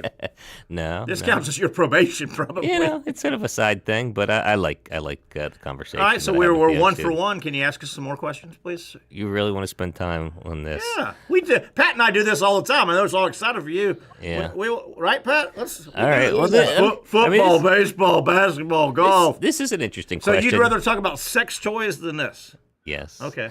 Basketball. We're talking about basketball. Sex toys are incidental. We're all right back to sex with Mike Freed, I tell you. Well, this is an interesting conversation we had today about artificial intelligence in the practice of law, and it's the same in every area. But we were talking about whether artificial intelligence and technology generally is a threat to the legal profession, a threat to the ability of consumers to get quality legal representation, or whether it's a tool that we should embrace. Or what was could the argument be maybe the AI is better than the Mike Freeds Well, of yeah. the world? In some instances, it is. That's the tool that we should embrace. Yeah. But some human had to put it somewhere. Yeah. Well, the short answer is it's a collaboration. So we had a question you might know. Yes. We did our This Date in Sports History. Why do I feel like you just bring me here to get free legal? Do you just invite me on the show so you don't have to pay me for legal services? Yes. Okay, because, got it. Pretty much, Got it. All right. Is this even a show? Is this connected to anything? Hell no. What, are you just figuring that out? Have you ever seen a red light anywhere in the studio? There's nothing red in this studio. Got it. All right. All right. So we did This Date in Sports History, and on this date back in '86, the USFL officially dissolved. Is that right? Okay. The several weeks earlier, the case came out. Remember, they sued the NFL. That's right. The USFL wanted to move. They thought the USFL had two areas. They wanted to move to play at the same time. They wanted to play in the fall. Right. They opened up in the spring league. They wanted to play in the fall, and they said the NFL is going behind our backs to all the television partners and boxing us out. Yeah. So they won like $1, how about right? this? Well, that's where we're going. Oh, sorry. So, big court case. I remember I was a kid. You remember it. It was a big deal. So the USFL won the court case. Right, I do remember that. But famously, they were awarded $1. Now, dig in a little further. Yeah. And I guess it was in New York. I'm assuming that was. I think it was in New York. Yeah. Yeah. NFL's headquartered there, and USFL probably was. So if you dig further, one of the jury, maybe the foreman of the jury, came out and said, "Absolutely, we sided for the USFL. They were right." The story goes, though, that the jury, as a whole, did not realize they had to put the monetary figure. They assumed. Now those are just lay people. I mean, put a placeholder. They're just 12 people. They don't I would assume they They don't know what $100 million is or whatever. Yeah. They thought by doing $1, the judge would set the number. The judge is in that world. Yeah. That's not how that was set up. Can you expound on that? And there's no appeal. I would say shame the $1 on stuck. I would say shame on the jury, the lawyers and the judge, because for not giving good instructions. Well, the judge gives jury instructions. Now, admittedly, they're long and they're boring, and it's hard to pay attention to. But a big part of the case, assuming it was a damages case, like we've been damaged this much, should have been, back then, at least some poster boards or something saying, this is how we've been injured, this is the revenues we lost. I always thought, and of course I was, just entering college at that time, so I didn't have I didn't spend a lot of time studying it. I always just assumed that they were... they thought that the USFL was not a viable business model. No, it sounds like it was just total opposite. That they agreed everything they accused the NFL. Right. The USFL proved in court. Right. They collaborated with TV to try to box them out. Right. There's only so many channels back then. But were they injured? Would they otherwise have been successful? I guess is the question I assume the jury was asking. I think so. asking. Well, their argument was, my God, we had some of the best football players. Right. The NFL wouldn't even argue that. I mean, Reggie White, Herschel Walker. I mean, they had multiple Heisman Trophy winners. They had talent. But they said these guys, the NFL, have longstanding ABC, NBC, CBS, and ESPN was fledgling. They're boxing us out. Yeah. They're boxing us out. And they were awarded, yes, you're right, but it sounded like the jury might not have done their Q&A. I'll have to look back at that. How about that? I'll look at that. Now, back then, mid-'80s, what if they were awarded $500 million, $500 million? Yeah. They could have started their own damn network. Yeah. Right. Yeah. That's interesting. But I assumed that the second part of that analysis was, all right, you weren't damaged or we're not paying you damages, but NFL, you need to stop doing this. That would be an injunction to stop them from doing that going forward so that they could have, but instead they went promptly out of business is what I hear you saying. Yeah. I guess as a whole, they said, well, we don't want to. We were counting on a lump sum. Right. We're 3 years into this thing. They were viable. Yeah. I mean, I don't know if you know who Reggie White went there first. Jim Kelly went there first. Herschel Walker went there first. At one time, the Bulls here in Jacksonville, I don't know if this has ever been done, they had 3 former Heisman winners. Right. Or in a game that came through here, you had Herschel playing against the Bulls, who had Mike Rozier and Archie Griffin. You had 3 Heisman Trophy winners. And in your mind, were they sort of like, what is it, the Live Network, where they were paying a lot of money? No, they were exactly like the AFL, right? Which in the 60s was they were grabbing Joe Namath and guys like that. Right. And the NFL said, we're buying them. There was still so much market left back when the We're AFL started, though. USFL was sort of taking secondary cities, which we were one of them. Yeah, but your point was that was their play. But I mean, Houston, New York. You think that was Chicago? their plan to just create NFL expansion? I would think probably, just guessing, Pat, you can jump in. I would think the Trumps of the world, who was one of the owners and had a big say. I mean, I would imagine they said, at worst, right, we're going to force the big boys to give us a check we've never seen before. Yeah. At best, we're all going to own NFL franchises. Right. Because, I mean, think about it. Denver Broncos came from the AFL. The Jets came from the AFL. The AFL was so good. The USFL was great at what they did. Yeah. They got players. In a short period They of got time. in. They had their own draft. They negotiated, and guys signed. Same with the ABA. Yeah, you ought to have Michael Hugh going sometime. Wasn't he the commissioner? Or we got you. Oh, yeah. But he actually we was got there him. then. He was there then. Yeah. I can only guess. He was there. we got a couple more funny things. Let's get back to funny. What's this deal? I was too lazy to read all of it. That's John okay. Oliver, That's what I'm here for. John Oliver and all. What's going on? Yeah, Patrick, did you see any of this stuff about what's going on? So John Oliver does this thing and did this thing where he asked all or any of the minor league baseball teams, which he thinks are funny. He loves the different things they do, to allow him and his staff to rename a team, rebrand it, and they had to take. The only condition was they had to agree to take whatever name he offered to them. And this was after. Remember, we did that story. Oliver's group's going to go commission a logo and all, but he said before I spend some money, right, you're in. Yeah, you got to take whatever campaign we give you. And this was right after that Oysters Catchers fiasco where they had a somewhat inappropriate... The logo looked a little anatomical, if you know what I mean. Yeah, it's a little disappointing because what he came up with was actually a really good name. What and city? It wasn't risque Who at did he all. go with? It's Erie, Pennsylvania. Little minor league team. And it was the... let me pull this up. It's the Moon Mammoth... the Moon Mammoths.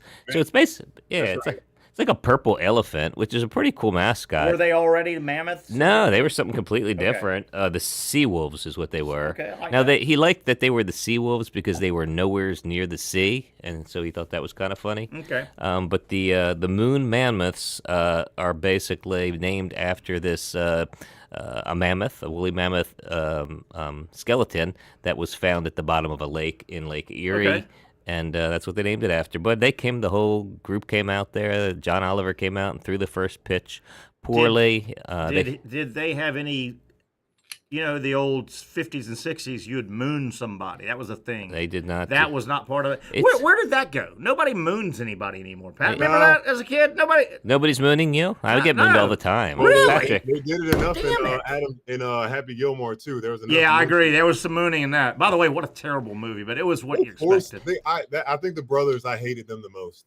They're the sons of, they forced their way to make them funny, but it didn't, too hard. It was I didn't pay for it. It was on Max. I heard he put his kids in it. Yeah, his 2 daughters. That never goes well. It wasn't.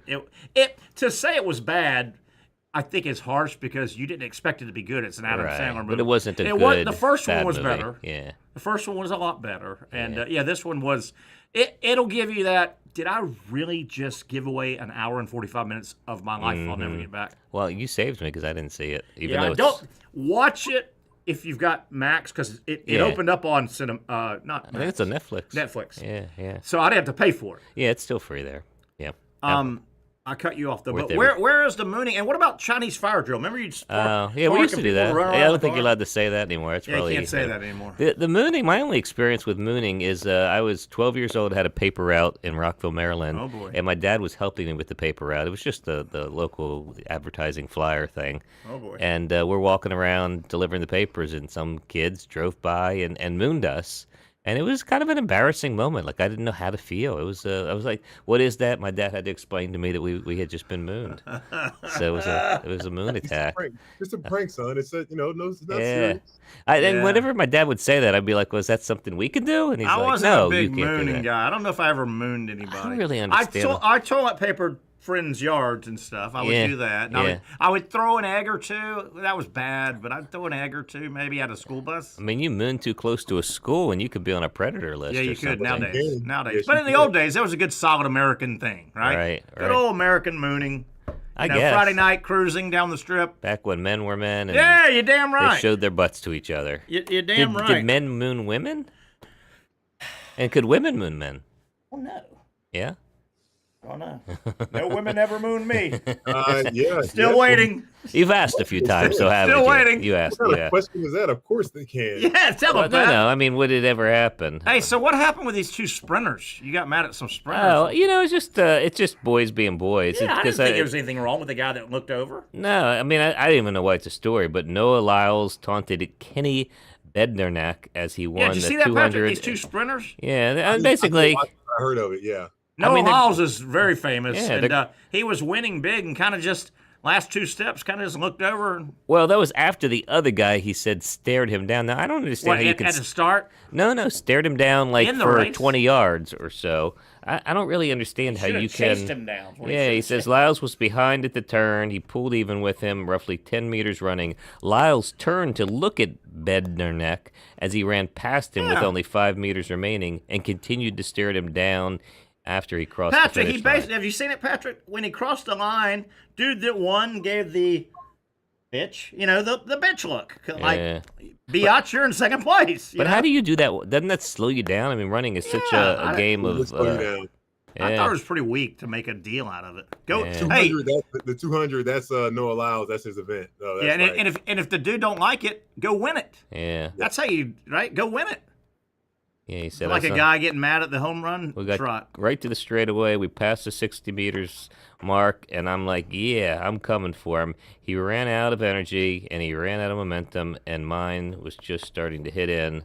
Yeah, so that's his thing. Did I don't know. changing subjects, last thing, did the Kiss Cam couple, Oh, and I yeah. hate to even bring this up. Yeah, well, it's a sports thing now. Did either one of them have any leg to stand on against Coldplay? I mean, when you walk in a concert, Oh, no. aren't you accepting, we have video, you may be, right? I mean, I can't think of anything. didn't you hear that one of them, I had heard that the Wait a CEO minute. was suing the Coldplay. on what ground? I can't think of anything. I mean, truth is always a defense. I mean, if they put him in a false light.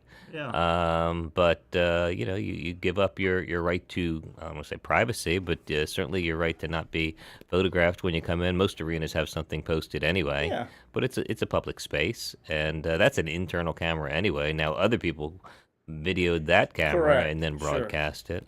So no, I mean, if he hires me tomorrow, I'll make a different argument. But for right now, You hear that, Patrick? I'm gonna say those it attorneys. seems like a stretch. I don't know why people do that. It always amazes me that people's reaction to when something bad happens to their reputation or when someone accuses them of something is to double down and fight it, which only draws more attention to exacerbates it. it, yeah. I mean, even if perchance you should win at the end of the day, you've just got 19 different news cycles that never would have been there Sure. if you just shut up and took your lump. As we get you out of here, Yes.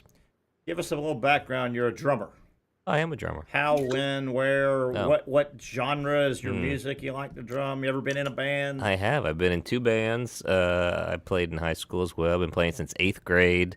I would call myself drums are Did one you of pick those. it up by ear, or did you take No, drum I took lessons? lessons. Drums are one of those things that I think it's relatively easy to get mediocre at, and very, very hard to become excellent at it. And I'm somewhere. Drummers don't really look at music, do they? There is music, and I learned to read music, but it's not. You don't really need to. It's not musical in the sense that you're not reading notes, but there are. If you looked at a scale, it would show the And various drums are drumming different. has one of the fun words ever to say, paradiddle. Oh, paradiddle's fun. Yeah, you want me to do some paradiddles for you?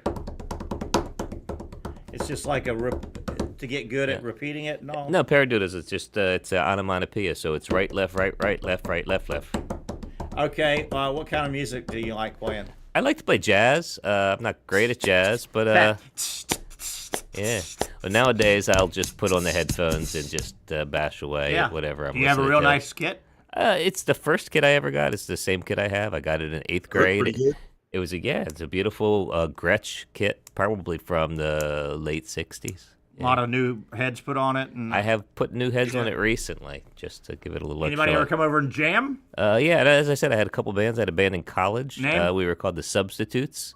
Nice. And we played the Battle of the Bands in the Valley of Jacksonville University. Nice. And then in law school, I had a band with one of my law school professors and some students, and we were called A Dog Called Colin.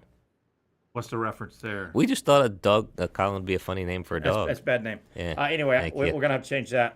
If you ever want to get a real band and play some real music, like Yeah. rock and roll, Yeah. let me know. You have you could, No, I could be you'll I've be always my said agent. I'll be a great rock singer. I mean, who would be better lead singer? I of a heard rock you band sing than me? earlier today, No, and it was that's not being good. silly, That wasn't buddy. great.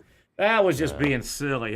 You talk about presence, Right. owning a stage. Yeah, we'll have an audition for you. How's No that? audition. If I show up, I'm the lead singer. Yeah. We just had our audition. Yeah, we will. Patrick, audition over. We will be doing gigs only at it the wasn't very school good. for the deaf. Pat, you want a part of this?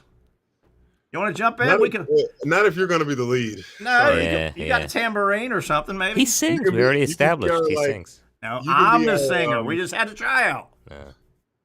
You can be our kind of hype person. That's good. I can see that. Yeah, you're a hype man. Ladies and gentlemen, I'm welcome the to the lead stage. singer. Yeah, that's not going to go well. Okay, I'm part of this group. People might pay you Robert money to Plant, stop playing. Mick Jagger, Terry and Terry the Norvelle. Terry, Okay, Terry and the Norvelles. I'm the lead singer. Okay, Yeah, I I'm hear the you. one. Terry and the Norvelles. That's a pretty good name, It's a dude, good name. right there.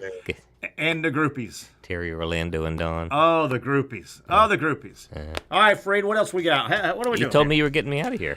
I don't know. We got Close my list down. Let's see. It can we can keep you around, or we can kick you out and get Brent Beaird on. I All would right, go Mike, Brent gotta go, Beaird. buddy. Here I we don't go. blame you. That's a trade up. Trade up by any All calculation. right, Mike, gotta go. Here we go. All right, right. let's talk some college ball with our favorite guest on a Monday, Mr. Brent Beaird, coming up in 1 minute. Thank you, Mike.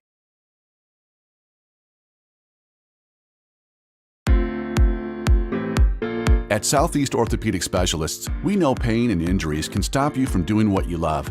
This is why our board-certified orthopedic specialists offer the latest in both non-surgical and surgical treatment options and create a treatment plan tailored to your unique lifestyle and goals. So, whether it is a sports injury or that nagging pain that's keeping you from doing what you love, our team has the right treatment for you. For more information or to schedule an appointment online, visit our website. You really got to hand it to him. Hold on. The previous play is under further review. I'm not sure what he could review, but okay.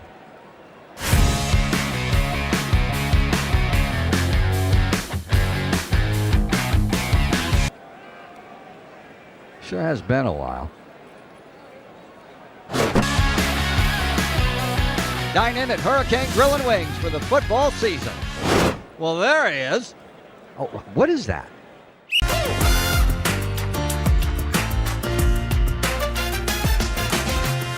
Empower a future, inspire a dream. It's a bold but simple mission for the Jacksonville Police Athletic League known as Jax Pal. Help the next generation of kids in Jacksonville shape a brighter future. Their after-school programs, teenage leadership programs. There's community outreach. This has been just an awesome opportunity to be out here with my colleagues and do something good for the community. It's really been an interesting opportunity to just see everybody work together in a way that we don't normally in the office. And there's sports.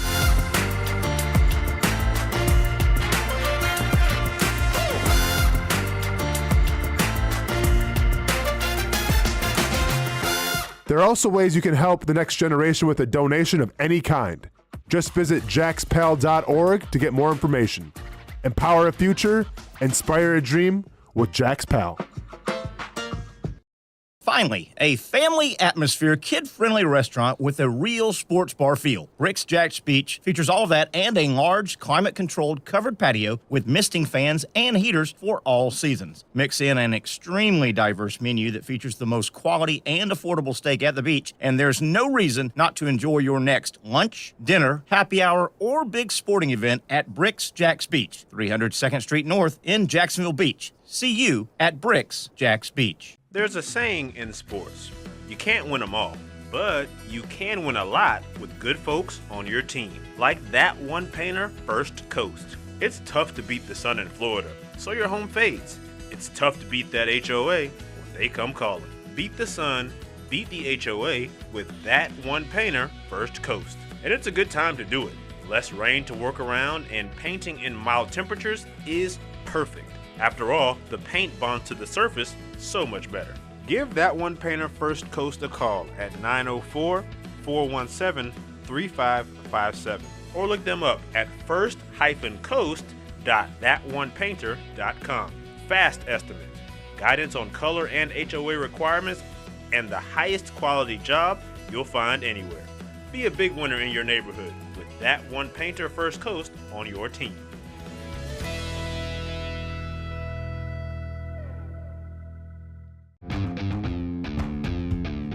When you think sports, you think Action Sports Jax, the official station of the Jaguars, on location for every game. But the most experienced team in town doesn't stop there. From high school football to the big events in the area, Action Sports Jax is always on. Now, we take that to a new level. Action Sports Jax 24/7 is around-the-clock coverage of the teams you love and the moments you can't miss. The best local sports in Jacksonville on Action Sports Jax 24/7.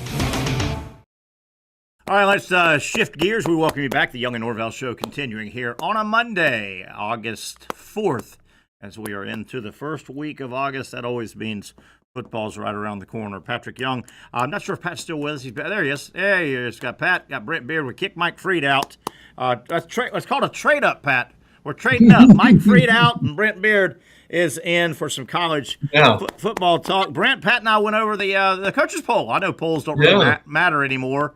With a playoff, but I think they will still be ingrained in the fabric of college football for at least another 10 years or so. We're just used to them. They're fun. They're fun. Not much of a surprise. Your top 10. Your top 10. You can shake them up a little bit, but I'm not sure Miami's the 10th best team in the country. That one I might, but anything else kind of jump out you on that new poll?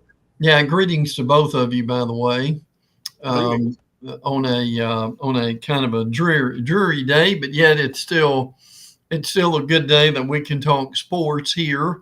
Now, what's interesting is on the first weekend, Texas, Ohio State, guys, you see where they're 1-2? Yeah, and they play, and they play each other, and we've also got Clemson and LSU. Yeah. Who now listen? If we didn't have Texas, Ohio State, Clemson, LSU would be the talk of the town, the talk of the nation. Frankly, is South Carolina at 13? Is that pretty good, or is that a little high? Ole Miss 15 is. I think that's okay. And again, others receiving votes. Oklahoma was number 26, Missouri 27, Auburn 32, Arkansas 43, and Vandy 50. Guys, how about Florida State and others receiving votes? Florida State had eight votes. 8. How about that? Where have they fallen? Where have they fallen? I was thinking 0. The magic number. I'm with you. Miami at 10. I'm not sure they're the 10th best team in the country. South Carolina 13. I got to see them retool that defense a little bit. I agree with Tennessee at 18. I think Tennessee takes a bit of a step back this year.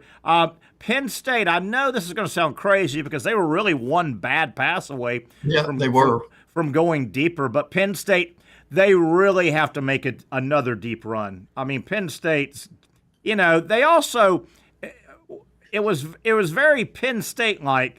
Mm-hmm. They made the playoff, and they grabbed Boise State, right? Yeah. So, Yeah.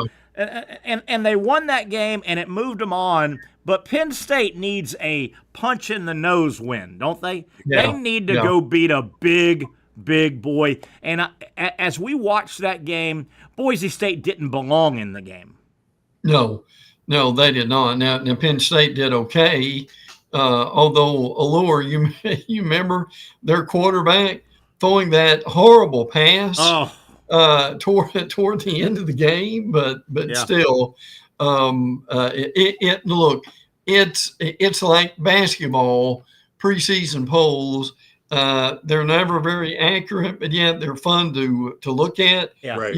You've got SMU at 16, Florida at 17, Tennessee at 18, A&M at 21, and you got Boise State ends up at 25. So now the AP top 25, people are maybe saying, well, when's that coming out? It's coming out a week from today.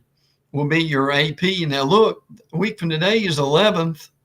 So, guys, we're getting into this thing pretty quick, aren't we? Yeah, and it's really a nice start. If you think about it, if we didn't have that silly week 0, there's really nothing going on.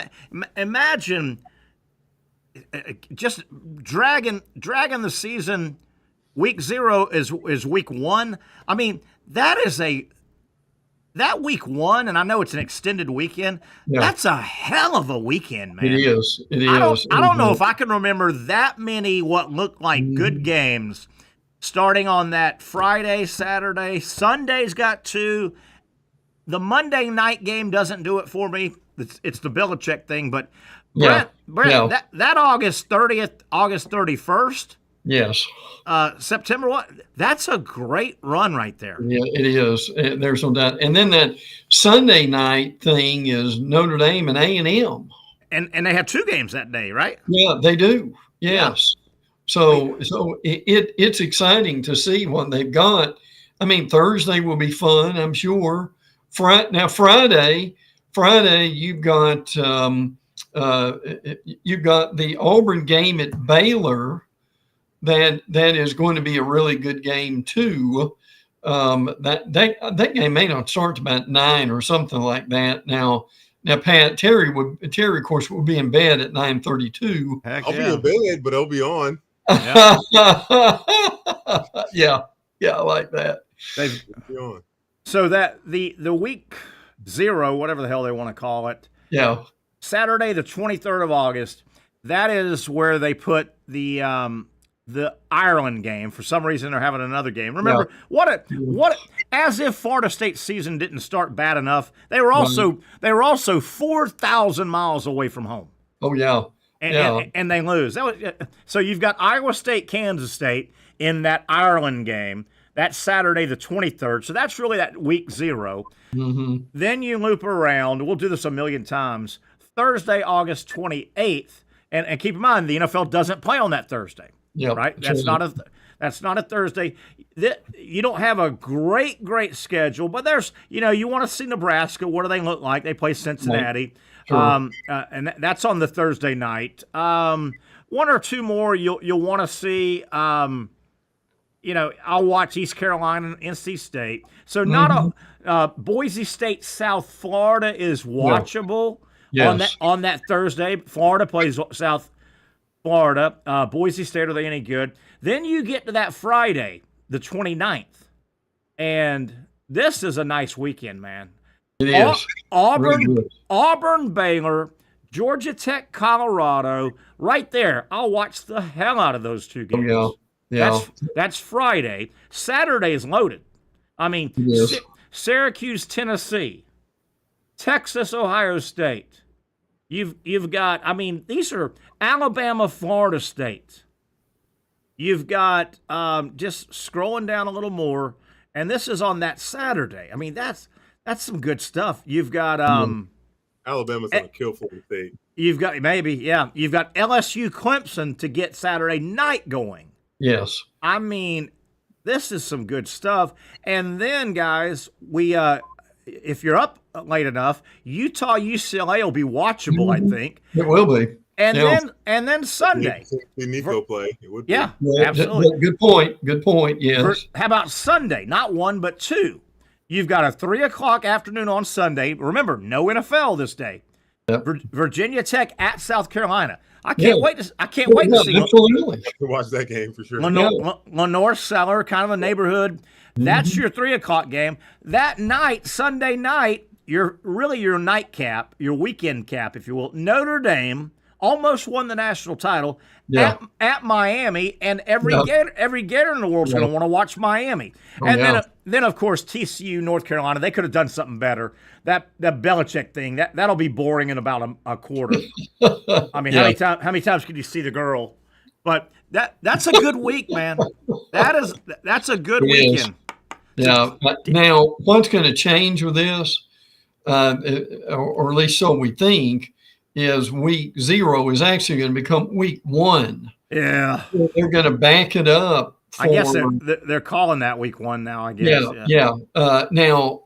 So it hasn't happened yet, but that's kind of the speculation because and we can get into this later, but the interesting thing is as they look at what's going to happen with the playoff, they're trying to get rid of this month between the playoffs, between the end of the regular season and the playoffs. So we'll see if that actually happens, but then that will certainly be interesting, guys. As we get, I agree with Terry. It's a very interesting week 1 of college football. That Friday, Saturday, Sunday of week 1, it's going to be a lot of fun. Then and I won't bore you guys. We got about 15 minutes left. That the following week. Now stay with me. The following week, you'll have Labor Day night. You'll have UNC. Bill Belichick will make his college debut as a head coach. He'll take on decent TCU. Yeah. So that's on that Monday, Labor Day night. Mm-hmm. The following Thursday, the NFL kicks off, so there'll be no college game on Thursday at all. Yeah. Remember the NFL does that huge concert, 2 games right. College will start again Friday, September 5th. James Madison at Louisville. James Madison's pretty good. Northern Illinois, Maryland, watchable game. Then you get to Saturday, September 6th, and this is as far as we'll go. But then you're off and running. I mean, how about Iowa State at noon? Illinois Duke should be a good game. Depending on what Baylor does to Auburn, Baylor SMU. Mm-hmm. I mean, and this is early now. Ole Miss Kentucky SEC game right out of the chute. Yeah. On September 6th. We'll need that game more. Mark Stoops, of course. Yeah. Oh yeah. Goodness. Yeah, Stoops. Oklahoma State, Oregon, very watchable to see who is any good. And real quick, South Florida. Mm-hmm. And real quick, trying to see if there's anything else that just really jumps on me. Yeah, I'm just getting to the night games. Vanderbilt, Virginia Tech, Michigan at Oklahoma.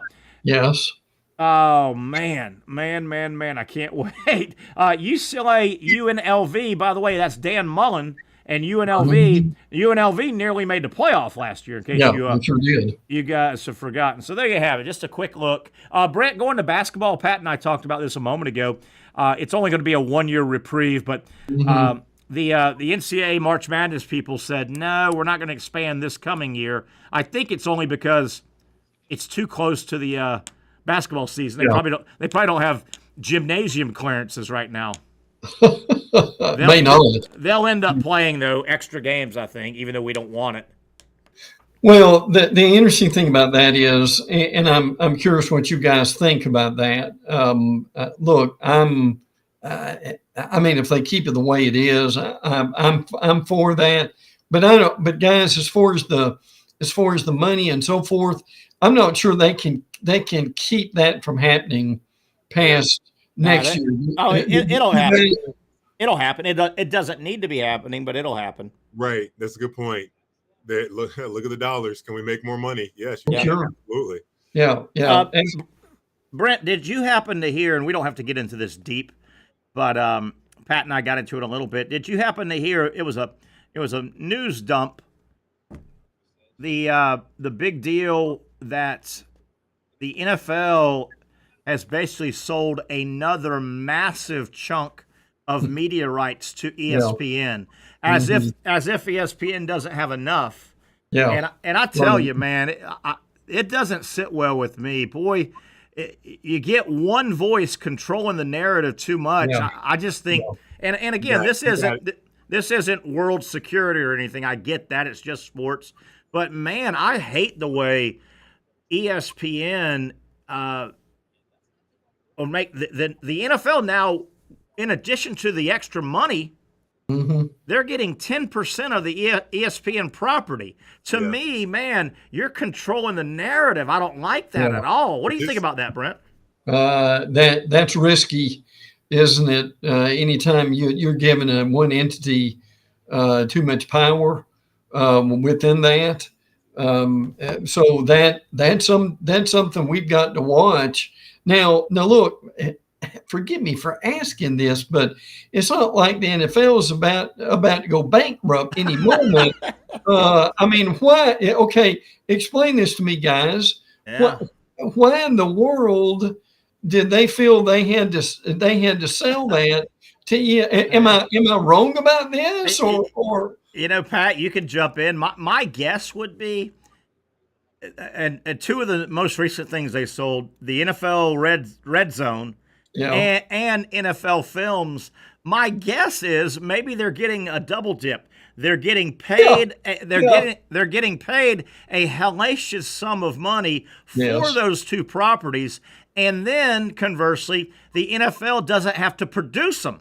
Yeah. So they're saving. So maybe, but I mean, Brent, but let's not forget about the close betting. I mean, the alliances to ESPN Bet, as well as all that the NFL has as well. Oh, yeah. Oh yes. The NFL used to primarily just be FanDuel, but now it's so many different things. I know, and ESPN Bet, Pat, you make a good point. ESPN Bet.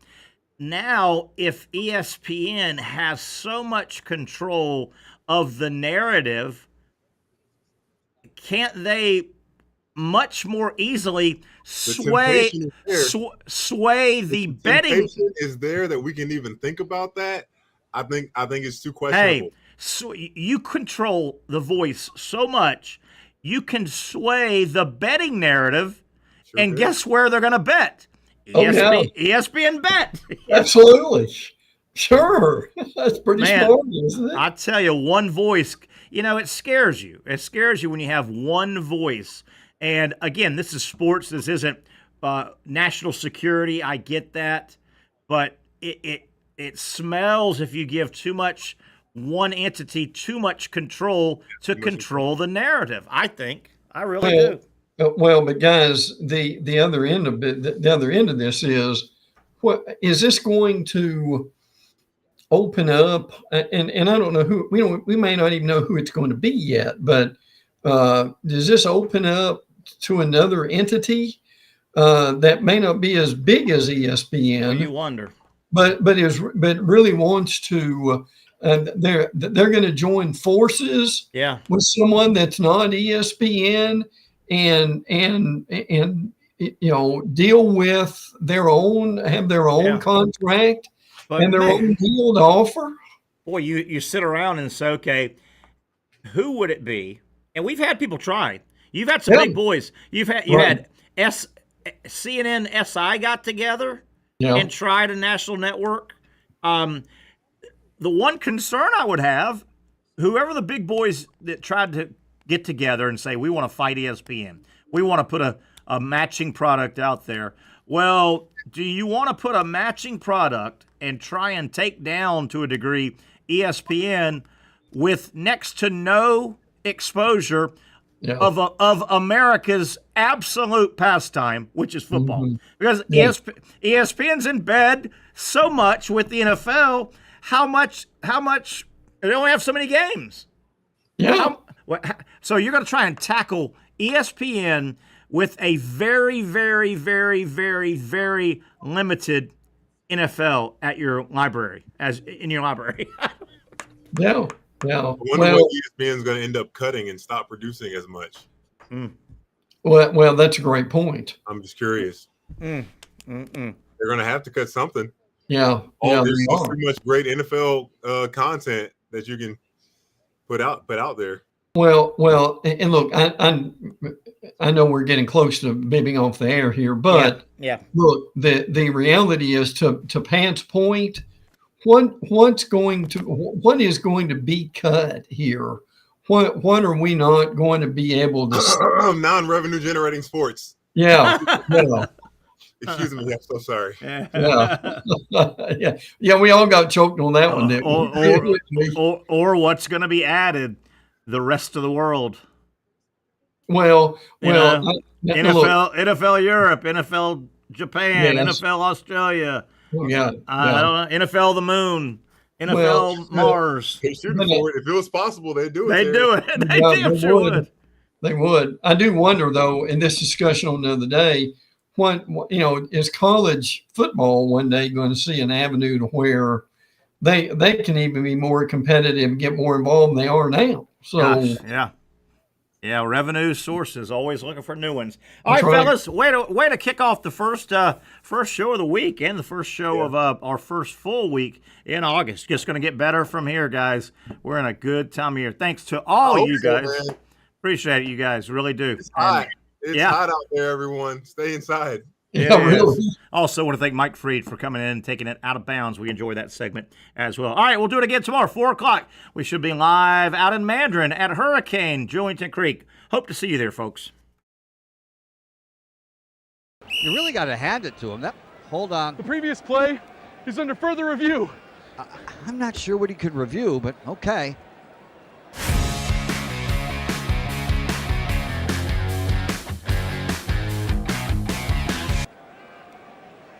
Sure has been a while. Dine in at Hurricane Grill and Wings for the football season. Well, there he is. Oh, what is that? At Southeast Orthopedic Specialists, we know pain and injuries can stop you from doing what you love. This is why our board-certified orthopedic specialists offer the latest in both non-surgical and surgical treatment options and create a treatment plan tailored to your unique lifestyle and goals. So, whether it is a sports injury or that nagging pain that's keeping you from doing what you love, our team has the right treatment for you. For more information or to schedule an appointment online, visit our website. Most of us know how to throw.